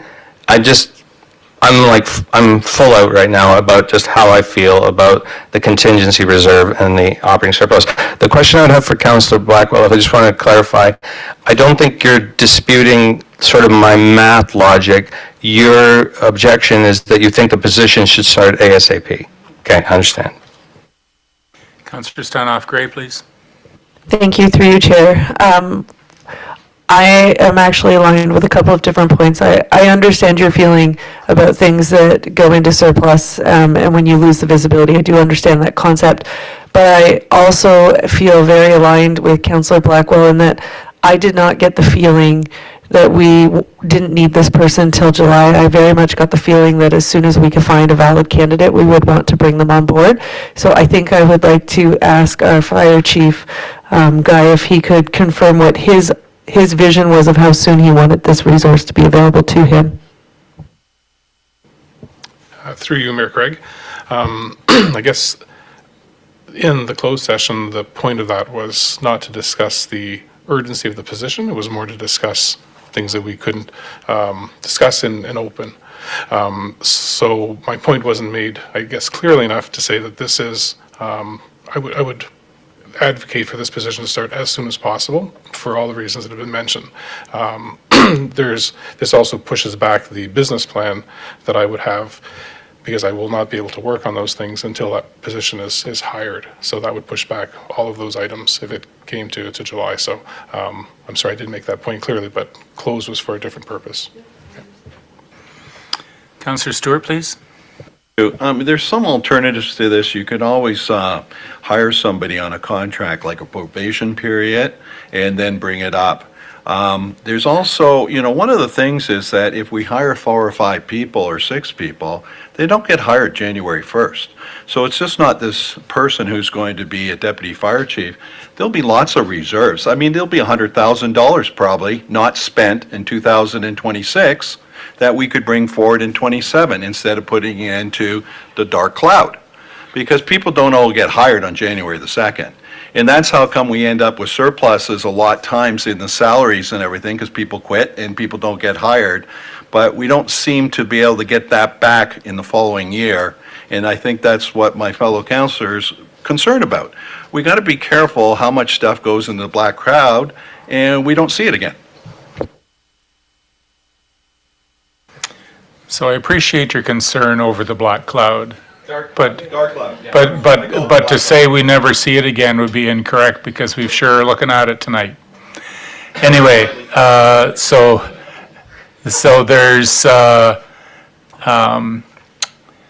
6 minutes before we adjourn automatically. So we've had the discussion about the deputy fire chief to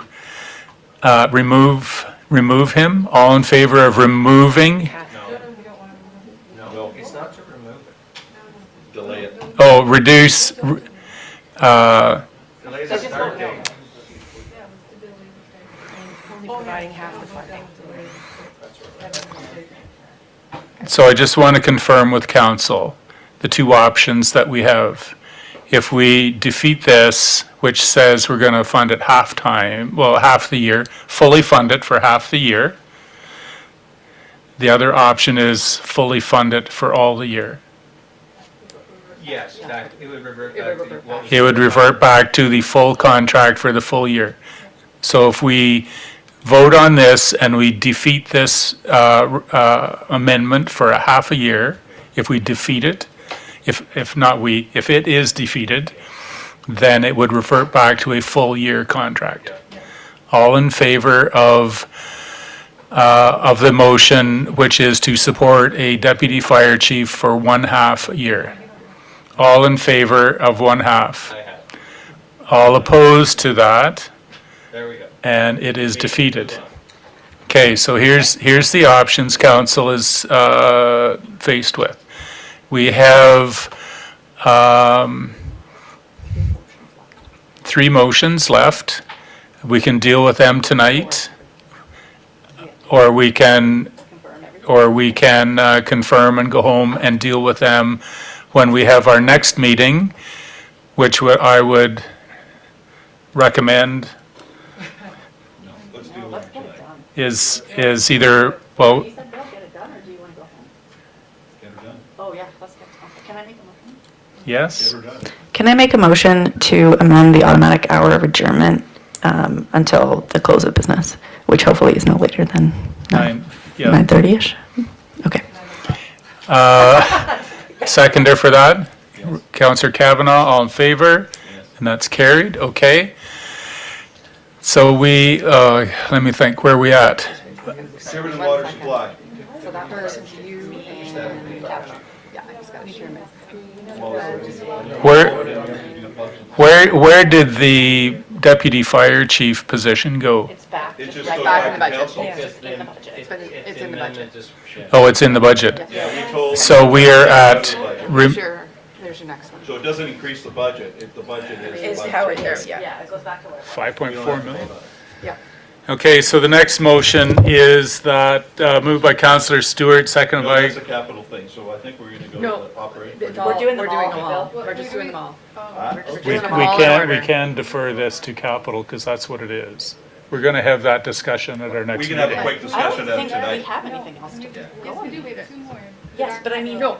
capital ones? No, there aren't capital, we have 2 more. Yeah, but if that's the only other capital one, then why would Like, you these have are all the meetings? motions that were presented, so. Yeah, we can finish it tonight. Yeah, okay. Okay, so we have a motion.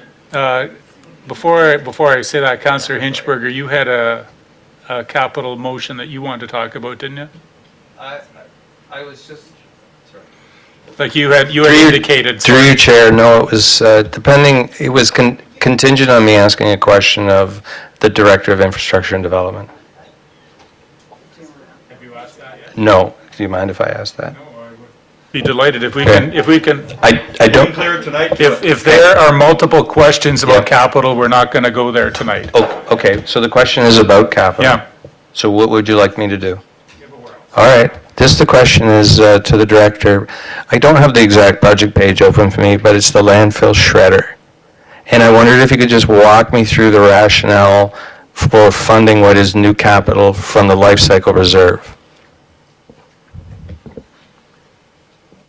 Do you want to know about the project or about the funding model? Well, no, it's about both, but it's about the funding because the asset management plan, the financing is based on our existing assets and the replacement value, yet the landfill shredder is something we don't actually own right now. So it's this fundamental philosophy about how do you fund new capital versus how do you fund existing capital, rehabilitation, replacement. I wonder if you could just walk me through how you got to Life Cycle Reserve Fund. Through you, because that is the largest fund that we have, and yes, it is intended to be for existing infrastructure replacement. But we don't have sufficient funds from any other reserve fund that we contribute to on a regular basis, so that is why we default to the Life Cycle Reserve Fund. We just don't have sufficient funds elsewhere, generally speaking. So it's just a follow-up. It's kind of symptomatic of the struggles we have with reserves and reserve funds that we're using, in some cases, reserve funds that are meant for existing asset rehabilitation replacement, and we're using for new capital. Is shredder a new one? It is a new one. Yeah, it's not a. No. We're going to have another meeting about capital, correct? No. Yeah, it depends how many questions and how quick we go. Well, So we're still working on operating right now. okay. We're going to go to operating. We're going to hold Councillor Stewart's question about the 5 point. Yes, absolutely. And they are operational. So we have a mover and seconder, Councillor Prenger and Councillor Blackwell, that council remove one of the parks and facility maintainer contract positions. Perfect. That's operational. Perfect. It's operational. Councillor Prenger, go ahead. Thank you, through the chair. I'd like to recognize that I understand the reason behind the request, and I don't deny that it's a legitimate one. I understand that we should be providing a certain level of service, and our constituents want that, and me being one of them. However, what I'd like to propose is that the municipalities share the cost of this ask with the ratepayer, so that we only do one position at this time. An equivalent proposal was put forward in 2024 and 2020 for the 2024 budgets and 2025 budgets, which we turned down, and this is a new approach to the same thing. So I realize we put this off, but maybe this is an incremental step towards getting to where we want to be, that we can take and yet still be a bit fiscally responsible. And my ask would be that we add only one position, so we remove one, and the staff get, our leadership and the division get creative about reallocating resources and finding efficiencies and process improvements so that we can start to get up to the level of service that we want without adding more and more and more positions. Perfect. Councillor Blackwell, please. I seconded this just to get it on the list, but I apologize, Councillor Breger, because I actually don't support it. I think one of the things I said at the, I know. You can't second and not support it? Yes, I can, Oh, yeah. So what I would say is, when I was thinking through the budget, Together. No, Councillor. what I would say is, when I was looking through the budget and I was looking at the different positions, and I said there's kind of three priorities: a super low tax rate, investing in our parks and facilities, or planning for the future. The planning for the future didn't go through, so my next best one that I would really like to do, considering some of the other decisions that have been made tonight to artificially lower the tax rate, would be actually to support some frontline visible staff to start to get our service levels, especially at the waterfront and the trails, which we know have had underinvestment. So apologies for kind of cutting your legs out from under you there as a seconder. Councillor Williams, please. Thank you, through you. Sorry, I can't find it. I just want to confirm there are two full-time positions that would be funded through the tax base, or are these contract positions? 6 Some of the month. contracts not funded through the tax base? Through the tax base. And I know in the past when we've done contract positions, we've funded them other ways, I guess. What was the rationale not to use reserve fund versus increasing the tax rate for a contract position? Like,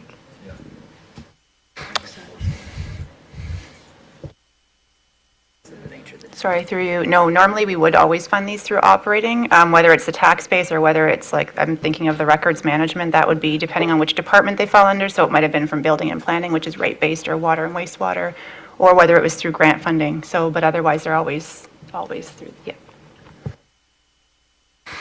So we have a amendment proposed that we remove one Parks and Facility contract position. All in favor of that recommendation? All opposed? And that is defeated. Lead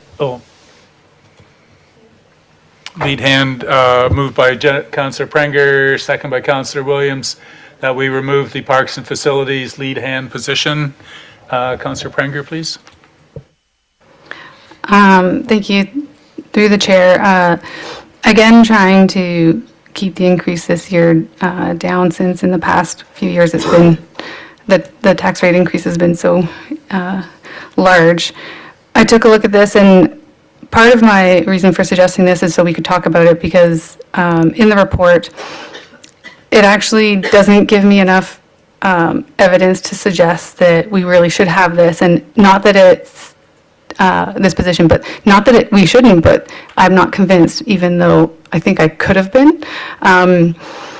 The financial impact of the report indicates the full salary amount of approximately $118,000, but it also talks about the overtime savings from the facility supervisor that this would account for, but it doesn't quantify that or give us a financial amount so that we can really see what the offset is. And if the offset was sufficient enough, I would be more willing to remove this from the table.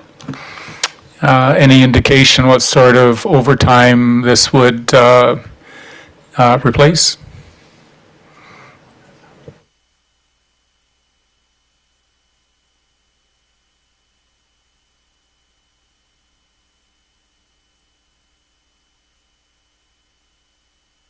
One sec, sorry, it's loading. I'm glad I got my charger.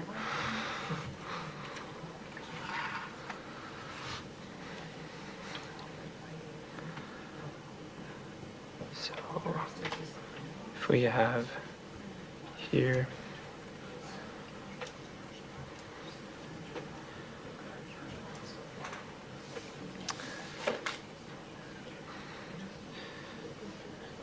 yes, sorry, I do apologize for the delay there. Councillor Prenger, in response to the overtime allocation, what I'm seeing is a total hours of $647, or $647, 647 hours. I do apologize. But in addition to the bank time? In addition to the bank time. So 650 plus 230 is 880? In my head, when I went to school? Yes. Yeah.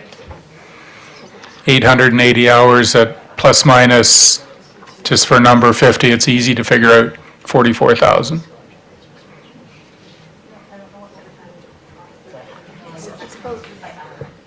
Oops, I just turned this off.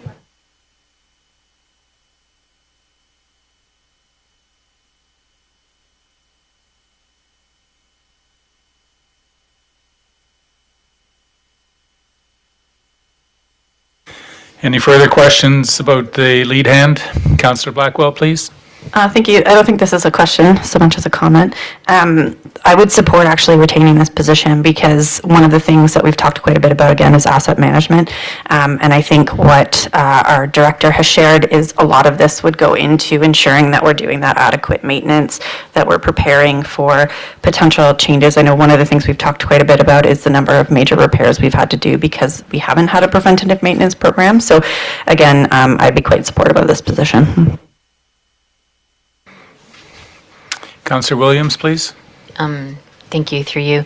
I do feel like I'm turning down a lot of positions tonight, and it's not because I don't think that our staff need to be properly resourced. I just don't think that this is the best approach to identify what the resources are, because I do feel like sometimes a review internally and a reallocation of resources internally is often the most efficient way to address them.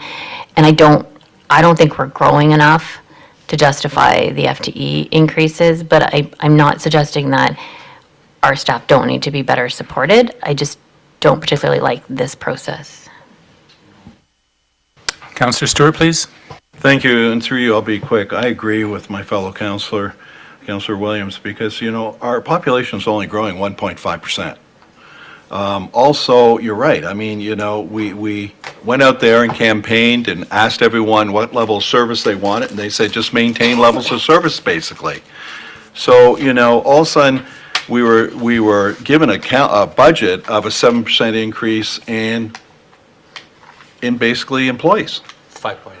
Well, no, it was actually 7 at the beginning. Well, 7 employees, but I think it was 7%. But whatever it was, you know, it is a big increase. And you're right. We have been asking for the last 3.5 years to have a little bit of an organization review. So like Councillor Williams, maybe it's time that we hold off and really have that review and sort of rearrange ourselves accordingly. Because right now we just keep piecemealing and adding on and not really look at the big picture. I took a look at the organizational charts in 2020 where we were and where we are today to compare to where we are there. It's scary. We have added a lot of people. And, you know, and like I said, the level of service has basically, it's done a good job, but we're sort of maintaining it. We're not adding new services. Director, please.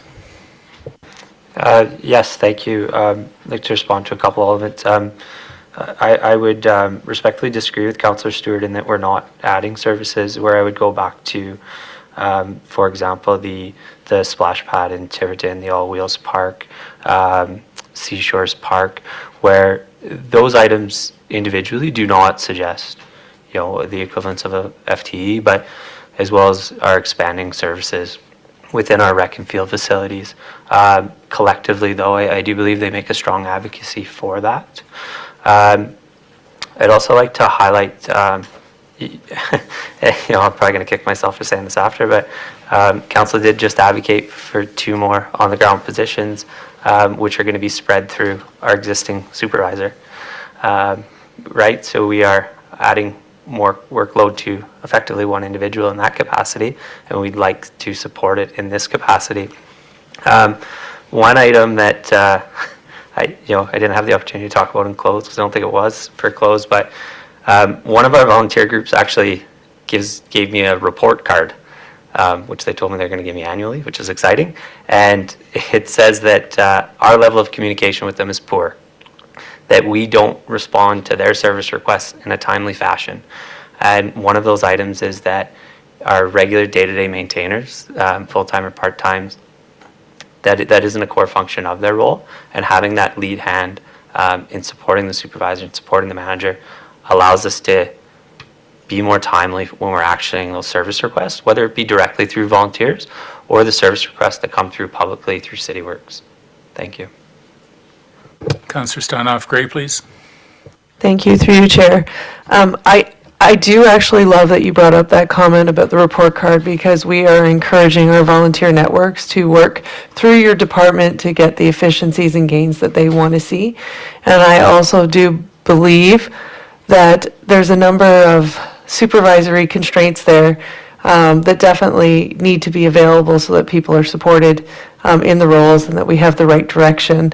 So I personally am actually very much I wasn't when I started, but I am now in favor of this, but I would be more in favor of it if we could consider it as a development opportunity where we do a contract backfill, because then we have time as a council to reassess. When we look at the rate on the board, we've already reduced ourselves to 1.27, even including this position. It gives us a chance to pivot, and it also gives us a chance to see how that helps garner the feedback coming from the public, especially if we're giving report cards to our director.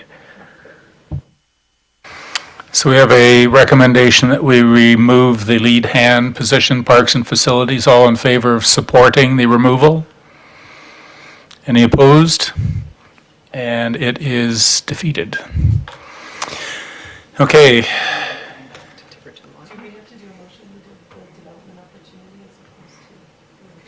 We don't have a couple of capital. That's your next one.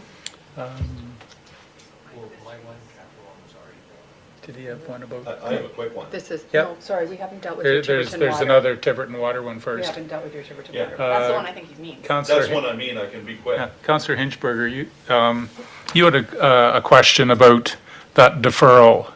Like, do you want to reintroduce it, or do you want to? Yeah. No, it was a deferral. It was a deferral of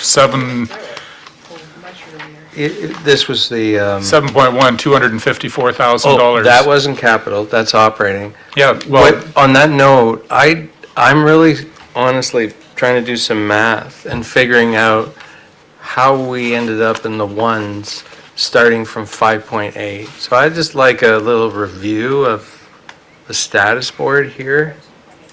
That's what I thought, like, we're higher than, we're at 2.88, okay? Before it had mine, okay. So the motion that I had earlier, the council directs staff Yeah. to credit $254,000 as general revenue. Yes, okay, and we moved that down.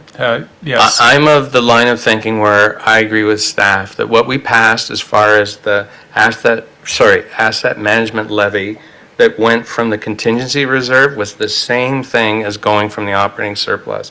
So as putting forward that, I am withdrawing it. So is this right, our blended tax rate's 1.67? Can't, Yeah. Yeah? okay. Technically, that number doesn't include the county calculation because they don't have their tax rate set. So no, but our municipal rate is 2.88. Good. Yeah, I'm withdrawing. Okay, so we do have a motion here from councillors oh, there we are, Stuart? Yeah, just wait. Oh, that's the wrong one. That's the wrong one. That's the wrong one. There you go. Here we go. That's the right one. No question. So there's a mover and seconder. Councillor Stewart moved, Councillor Williams seconded. The council remove or defer 5.4 million from the capital budget with reference to capital project 9542, investigate Tiverton water supply alternatives. Is there more? Can you click to it? Yeah, until, Oh, until council has reviewed the various funding options, sources to be submitted by staff for approval by council. So it was moved and seconded. Councillor Stewart, please. This is a quick one. It's sort of unusual, and I've been talking to the director of, our treasurer. You usually do not have such a large figure of 5.4 million without a source of funding. That's very unusual in the capital budget. Now, we're going to get a full report, and we'll have to figure out where the source of funding is coming from. And it could impact the budget. It all depends whether we loan the money, whether we get grant money, whether we actually charge the people in Tiverton a capital cost. So it does, I know that, don't worry, but that's one of the options. So we need to take a look at, I don't know, and maybe I can get some help from Roxana that, it's very unusual. You and I talked about this, to have a large number without any funding. Right now, we're going to approve 4.5 million without any funds. Can you help me out here, Roxana? Director, please. Yes, through you. So yes, we normally don't put capital projects on the budget without a funding source. This one's a bit unique, but as long as there's sufficient funds in there and the Director of Infrastructure and Development has confirmed that there is to proceed with engineering, then we will get a report back early in the new year, and then that will provide different recommendations for funding, and then we can always, or council can always do a budget amendment at that time and add it back in, because it is not going to be impacting the tax rate, so there would be no adjustments required in terms of property tax billing. Great, and So- one of the things, just to add on, I wasn't. Just a minute. Okay. So what you just said is, we can remove this, or like, does it state, like you can just eliminate this number from the budget? We have sufficient funds for all our engineering and all the consulting and everything we need to do in regards to that project. Okay? So if that's a recommendation, we can just do that and move on, like, as long as council agrees with it. Yeah. And just a final thing, you're absolutely right. The 200,000 for the engineering coming from the DC Water, I wasn't questioning that at all. So I agree with you. We can move this and go right to voting, please. There was a question. Yeah, remove it. Yeah. Councillor Blackwell, you had a question? Sorry, yes. So I just wanted to confirm that's not going to impact our ability to move forward on anything. Then when we talk about removing 5,400,000, but there's 200,000 from DCs, are we keeping the 200,000? Like, are you want to? Absolutely. So then you only want to remove 5,200,000? No, Just- 5,400,000 I'm removing because that doesn't have any fund source yet. The 200,000 is still funded. Okay, sure. Director, please. Thank you. Thank you. Through you, Mayor Craig. The current fiscal budget had a $200,000 allocation for the environmental assessment work. There's still sufficient funds that remain in that to complete what remains. The EEA essentially has been wrapped up. We'll be bringing a staff report back to council, so we don't need any of these funds until council's afforded the opportunity to make a funding consideration. Councillor Steinoff, Gray, please. Thank you, through you, Chair. I want to confirm, it feels like I don't actually understand why we would be removing it, because it's just indicating other. We haven't funded it. It provides visibility that it's something we have to pay for. This scope of work isn't going away. We have to deal with our water situation. And like, I understand, Councillor Stewart, your comment, Tiverton will pay for it, but I find that unbelievably frustrating when if we had have upgraded the wells, it would have come out of reserve funds. So I think there is an appropriate funding conversation, but it's not for here. But I'm just responding to your comment. So, like, we're increasing, which is development fees, but I don't want to get off topic here, so I believe we need visibility of it. I'd much rather have a grant. It'd be a way more positive story. Everyone else seems to be getting them. So I'm really hopeful that a grant is in our future and we can figure it out then, but we shouldn't lose track on our scoreboard of money we have to pay. CAO, please. And then to Roxana and Adam, when it comes to making application for grants, being able to say that this allocation is in the budget, in the approved budget, does that give us a stronger case when the time comes? Doesn't hurt. Sorry, let me decide the answer to this, and I'll make a recommendation. So I agree, both answers are right. We're not going to, it's not saying that we're utilizing the funds, but on the other hand, we are strongly pondering how we are going to do it. So if there can be an identification in the budget of some sort or other about the unique circumstance we're in, I appreciate the concept of leaving it there for visibility. It's a place marker in our strategic plan moving forward. So acknowledging that it doesn't make a difference on the levy or anything like that, then perhaps we just leave it in with yellow ink or something instead of black. Just Make it into pencil. something. No, it's not pencil. It's something. Okay. At this point. So there's a motion to remove. Anyone in support of removing that from the budget? All opposed to removing it? Okay, so it stays in the budget and it's in your professional abilities, however it goes. That is all the amendments that we have for operating or capital at this point. Are there any other amendments that anyone would like to propose? Either, yes? You wanted some justification for the project, or was just the funding question?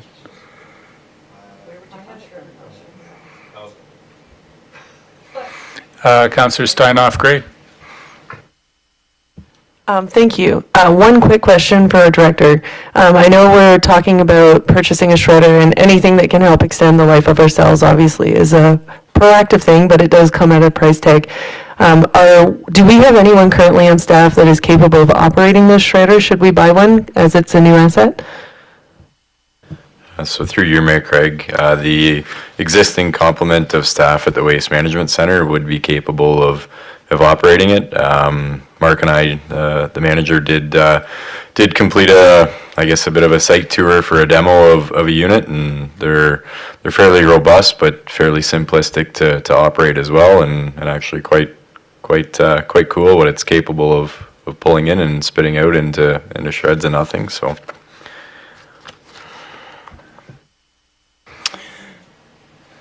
Councillor Hinchberger? I'd like to put forward a motion to remove the shredder project from the 2026 budget.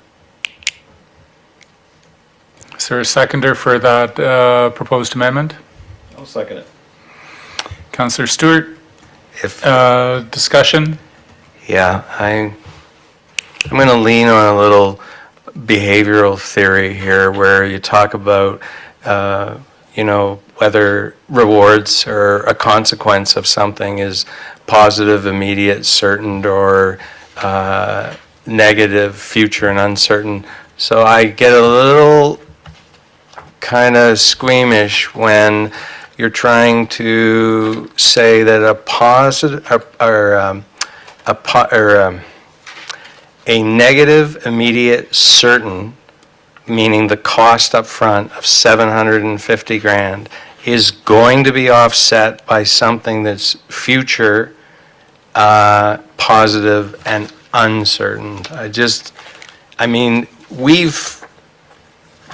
We spent a lot of time talking about a Vactor truck, which is $800,000, and we had a Vactor truck, so it was a replacement. It's like I hear the discussion about the size of the life cycle reserve fund, and we really shouldn't be drawing from it. And that's the best I can do to try to articulate how I just feel about it. I just have this uneasiness, and I can't really put my thumb on it.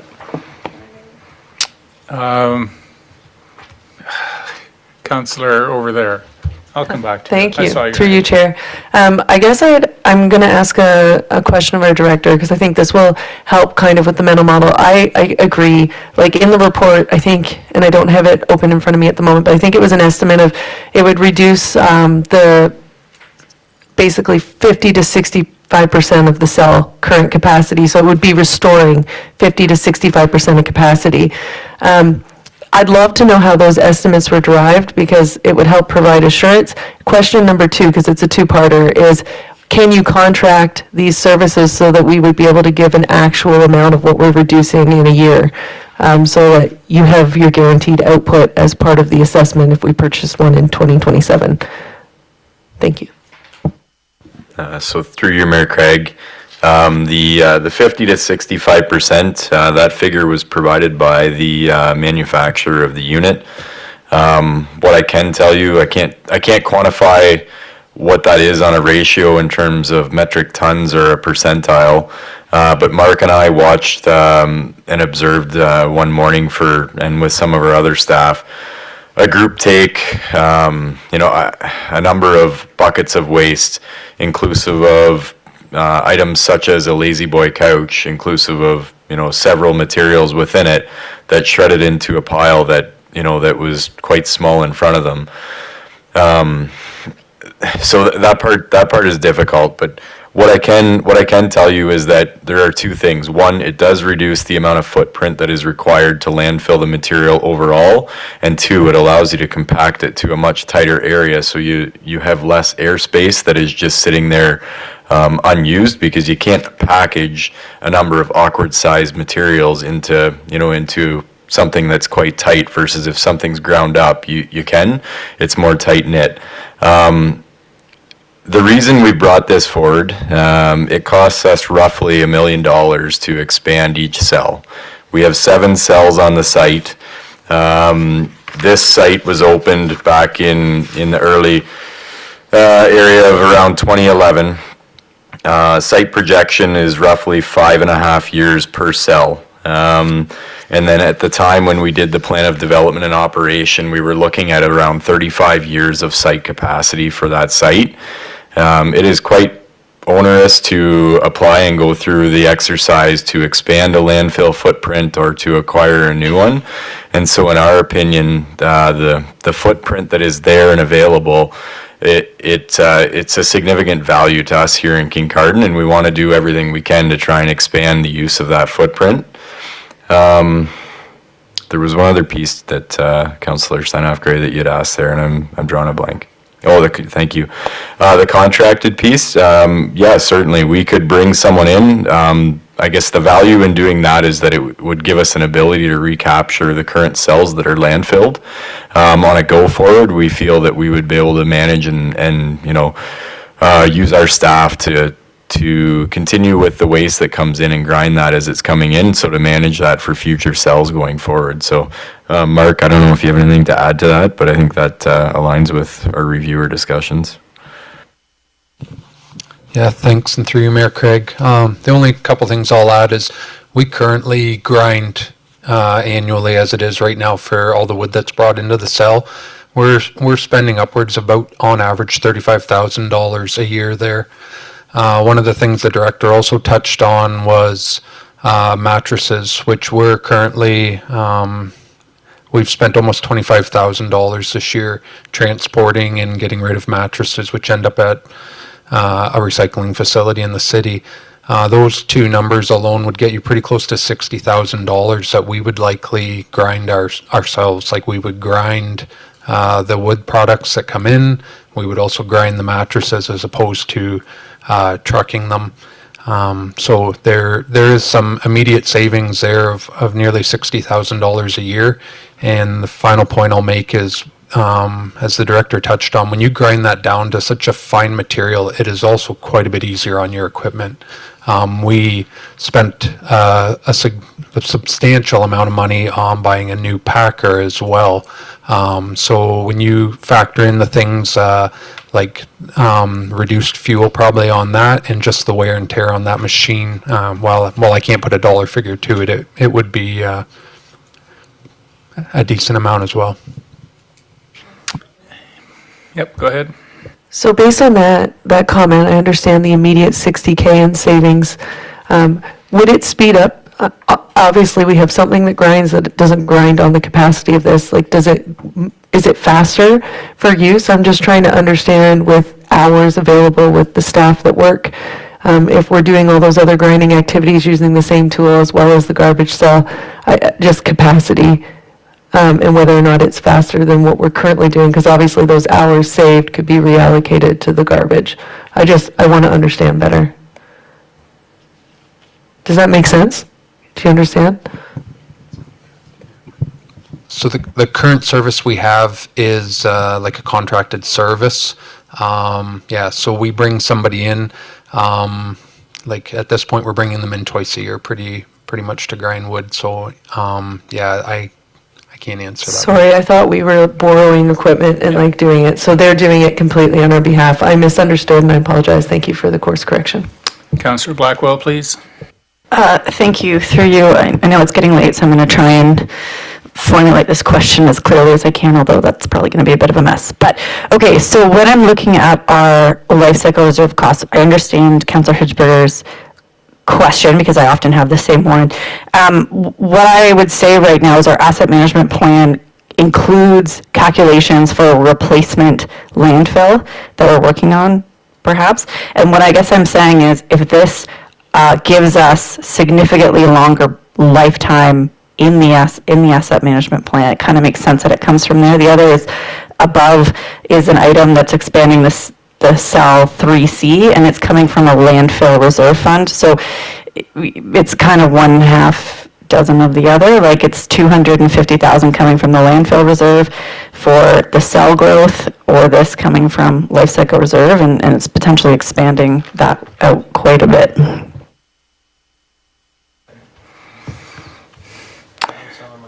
So I think that was a comment. Yeah, who knows? Well, I think it was identifying some alternative funding sources. Rationalize. Councillor Deputy Mayor, do you have your hand up? Oh my gosh. Sorry. Deputy Mayor, go ahead. Councillor William, what's the other? Go ahead. Okay, Councillor Williams, you go ahead, and the Deputy Mayor will be with you in a minute, so. Thank you, through you. So I appreciate your comments around you said about a $60,000 a year cost savings. I was just wondering, when we propose something like this in the budget, do we take into account the reduction of $60,000 in the operating budget when we propose efficiencies like that, or is the $60,000 that we would have spent doing this included in the operating budget plus the purchase of this equipment?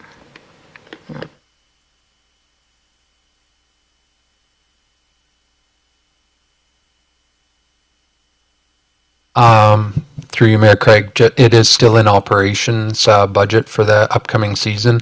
To be honest, we were told a lead time of probably 9 months for one of these units, so it would be significantly farther into the year before we'd see it here. Deputy Mayor?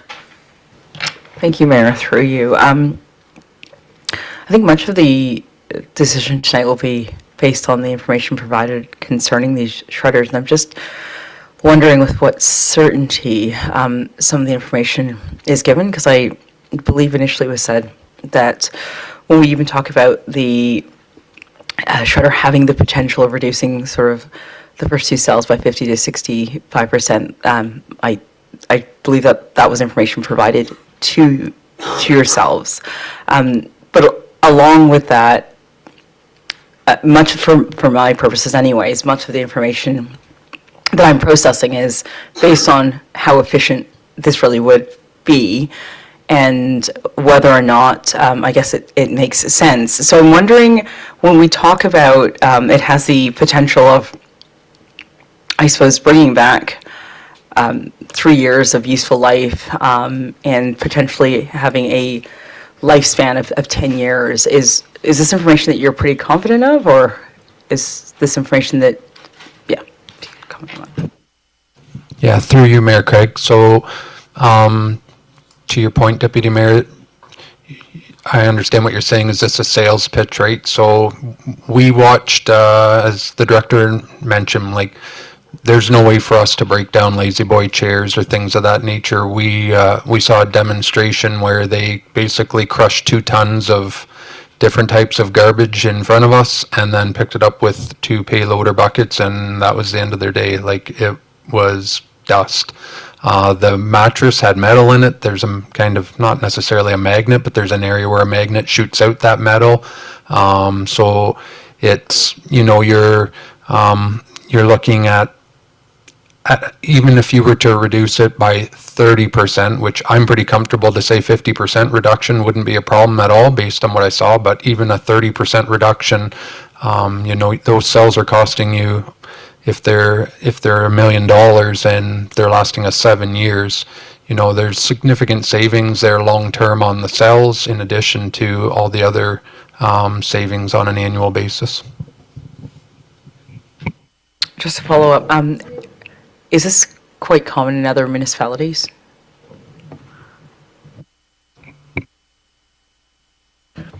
Sorry, through you, Mayor Craig, we would be a leader in the industry, at least here in this kind of geographical region. Grey Highlands is another municipality that we partook in this demonstration. They've been pushing to try and purchase one there. They're under a joint arrangement. which may be some of their complication that they've had in trying to secure one. But as far as Ontario, I would have to ask the supplier, but it's not common, that's for sure. CAO, please. I did see your hand. I honestly did. A point I made to Adam when I first looked at this is how truly, truly fortunate Kincardine is to have landfill capacity at all. There are so many municipalities who are so much further behind than you are and really facing some very, very difficult decisions. Waste Management Ontario says that the province's capacity for landfill will be depleted by 2037, and if they're not already unavailable, there will be no more U.S.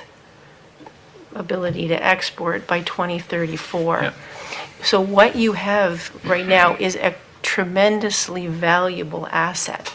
And it would be my opinion that anything that you could do to protect that asset and to extend the life of it, you've managed a risk, but you've also even created an opportunity for yourself. So I commend them for looking into this, because I think it really is setting you up for something in the future that you'll be very grateful for. Councillor Hinchberger, please. Thank you, through your chair. Just a couple quick questions and then some facts. I found some of my words. The proposed piece of equipment, the effectiveness of shredding it will perform, how does that compare to the shredding service we get now? So through you, Mayor Craig, the current service we get right now is tub grinder. It basically creates mulch, so you can't put, or they wouldn't probably recommend that you put garbage through it type of thing. So it's a high speed. This is a very low speed type of unit, like comparables.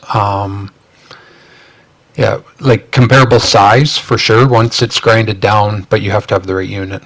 Okay, a follow-up question would be, are there any companies in Ontario like the one that offers our current shredding service that would offer this souped up shredding ability?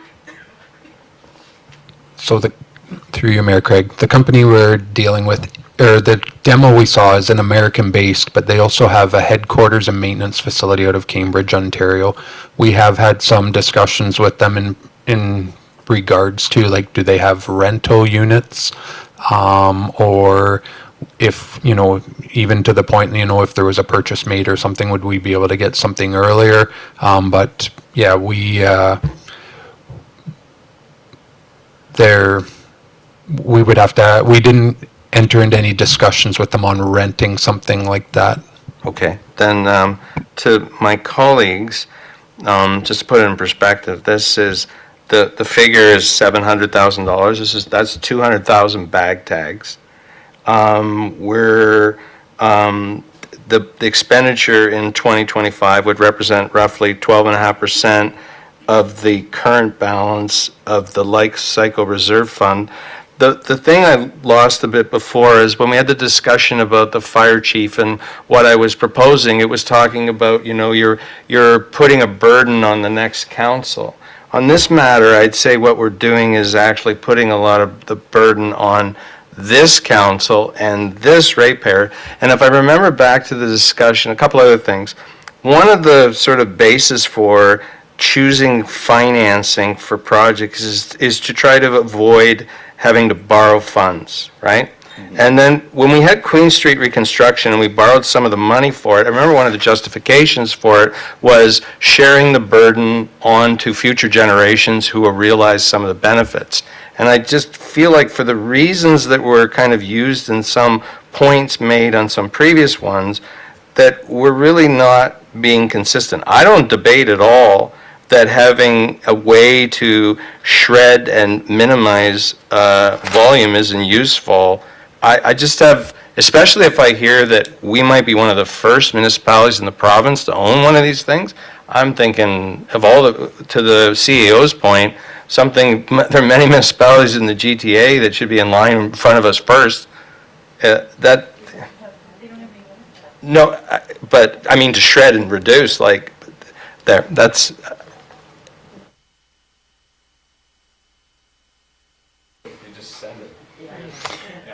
Those two trucks that go through Kincardine every day wouldn't be going through anymore. Yeah. Councillor Stewart, please.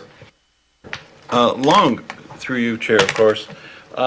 Yeah, there's a lot of anticipation, let's put it this way. You know, when we talked last term, we talked 10 years for a cell. Now you're talking 6, 7. And it's coming to reality that we're not getting our 10 years out of the cell. And that's what we were sort of conditioned on. Now, one of the things is when you're adding $750,000 to a piece of equipment, you know, you expect some sort of return. And like if this thing falls flat on its face, we got a $750,000 anchor. But anyways, I want to know one thing, and this would really help me to understand. Can we take the old cells and can we take the grinder and grind up the old cell stuff and put it back in the cell?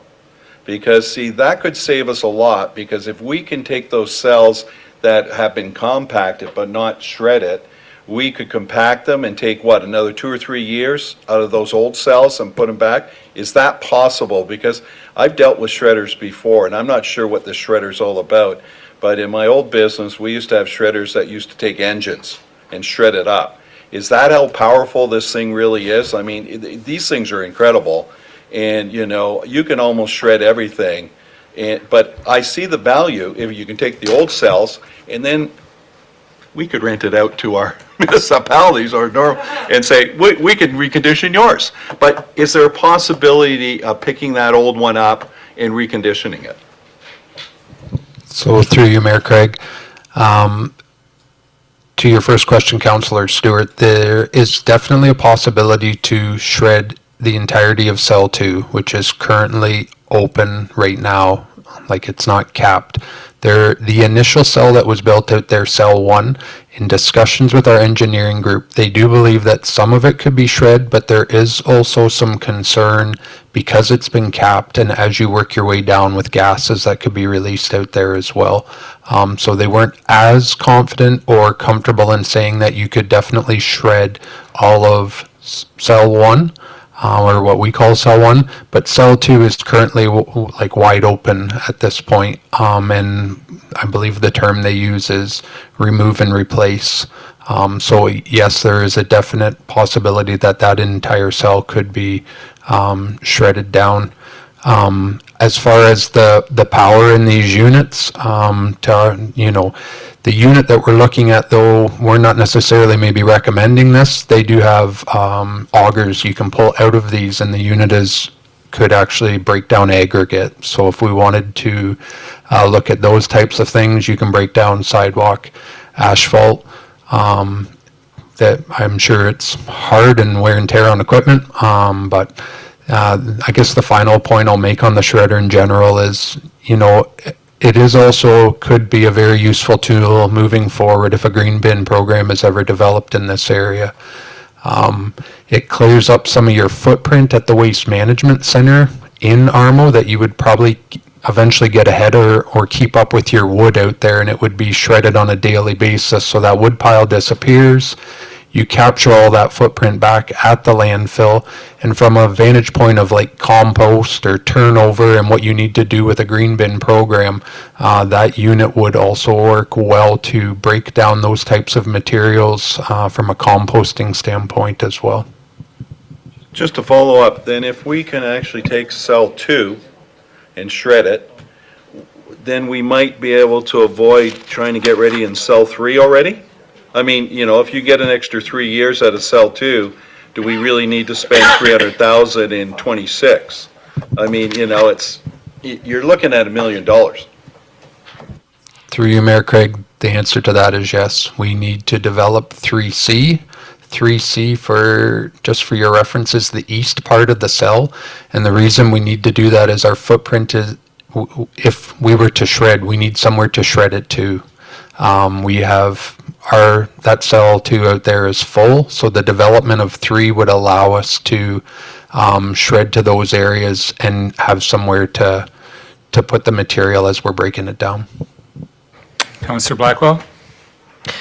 Sorry, thank you. I've enjoyed this discussion, but it's getting quite late, and I'd just like to call the vote if we could. So there's an amendment on the board that we remove the landfill shredder. All in favor of removing the landfill shredder? Any opposed? And it is defeated. So it remains in. That's what discussion's for, absolutely. Are there any other capital amendments proposed for the tote board? Any other operating amendments proposed for the tote board? Shelby, where are we at, please? The current tax rate increase is 2.88%.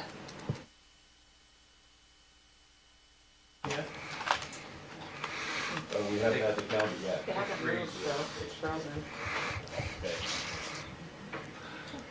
The education is usually the same. How did, I just have a sorry. question. the director was just clarifying one of the points over here. I was just saying that the education rate is typically the same every year, so I don't expect an increase. And the county, we just don't have the tax rate yet, we have the tax levy. So I just wanted to, so the 2.88%, my first question is like, can you remind me where we started? And the 2.88%, is it like a, where does it go? I guess, like at some point we had 3% that goes in asset management and then three and a bit that goes in operating. Is this just operating or? So through you, so we started at 5.87 in terms of a tax rate increase, and now it's reduced to 2.88.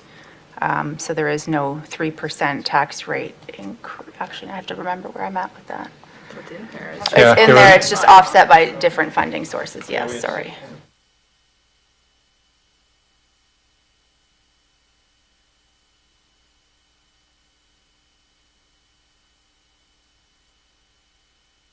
So the levy increase is 3.66. Okay, so at this point, in the budget process, as of December 17th, the amendment period is over. So if council chose to, they could call a special meeting. You need 2/3 of council members to call a special meeting, a majority of council, and you could come back and make more amendments if you want, if it's before December 17th.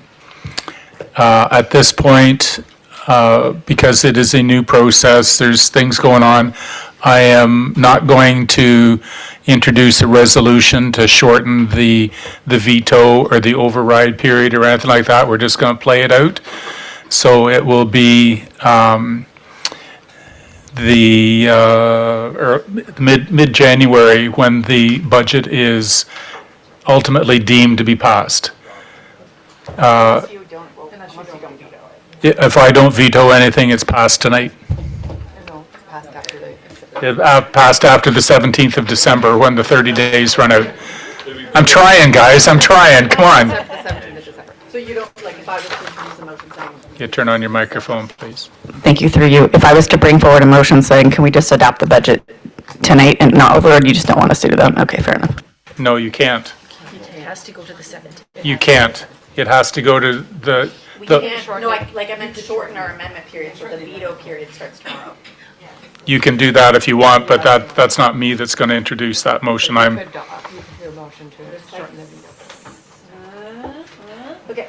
I'd like to bring forward a motion that we shorten the amendment period to end tomorrow.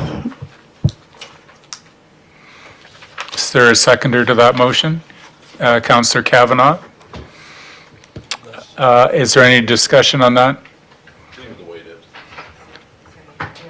Is there a discussion? Yeah, Councillor Williams?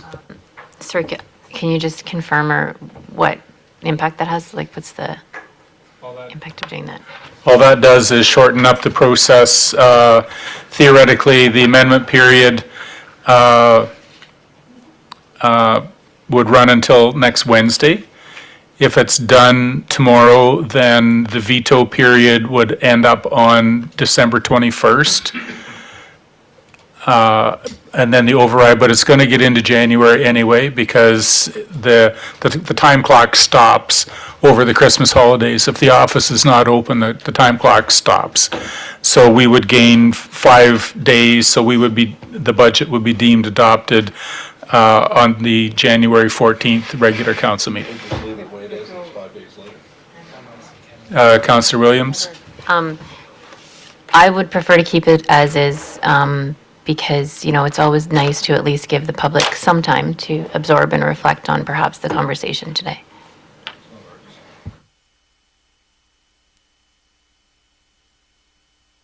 So the motion is that we shorten the amendment period until December 11th.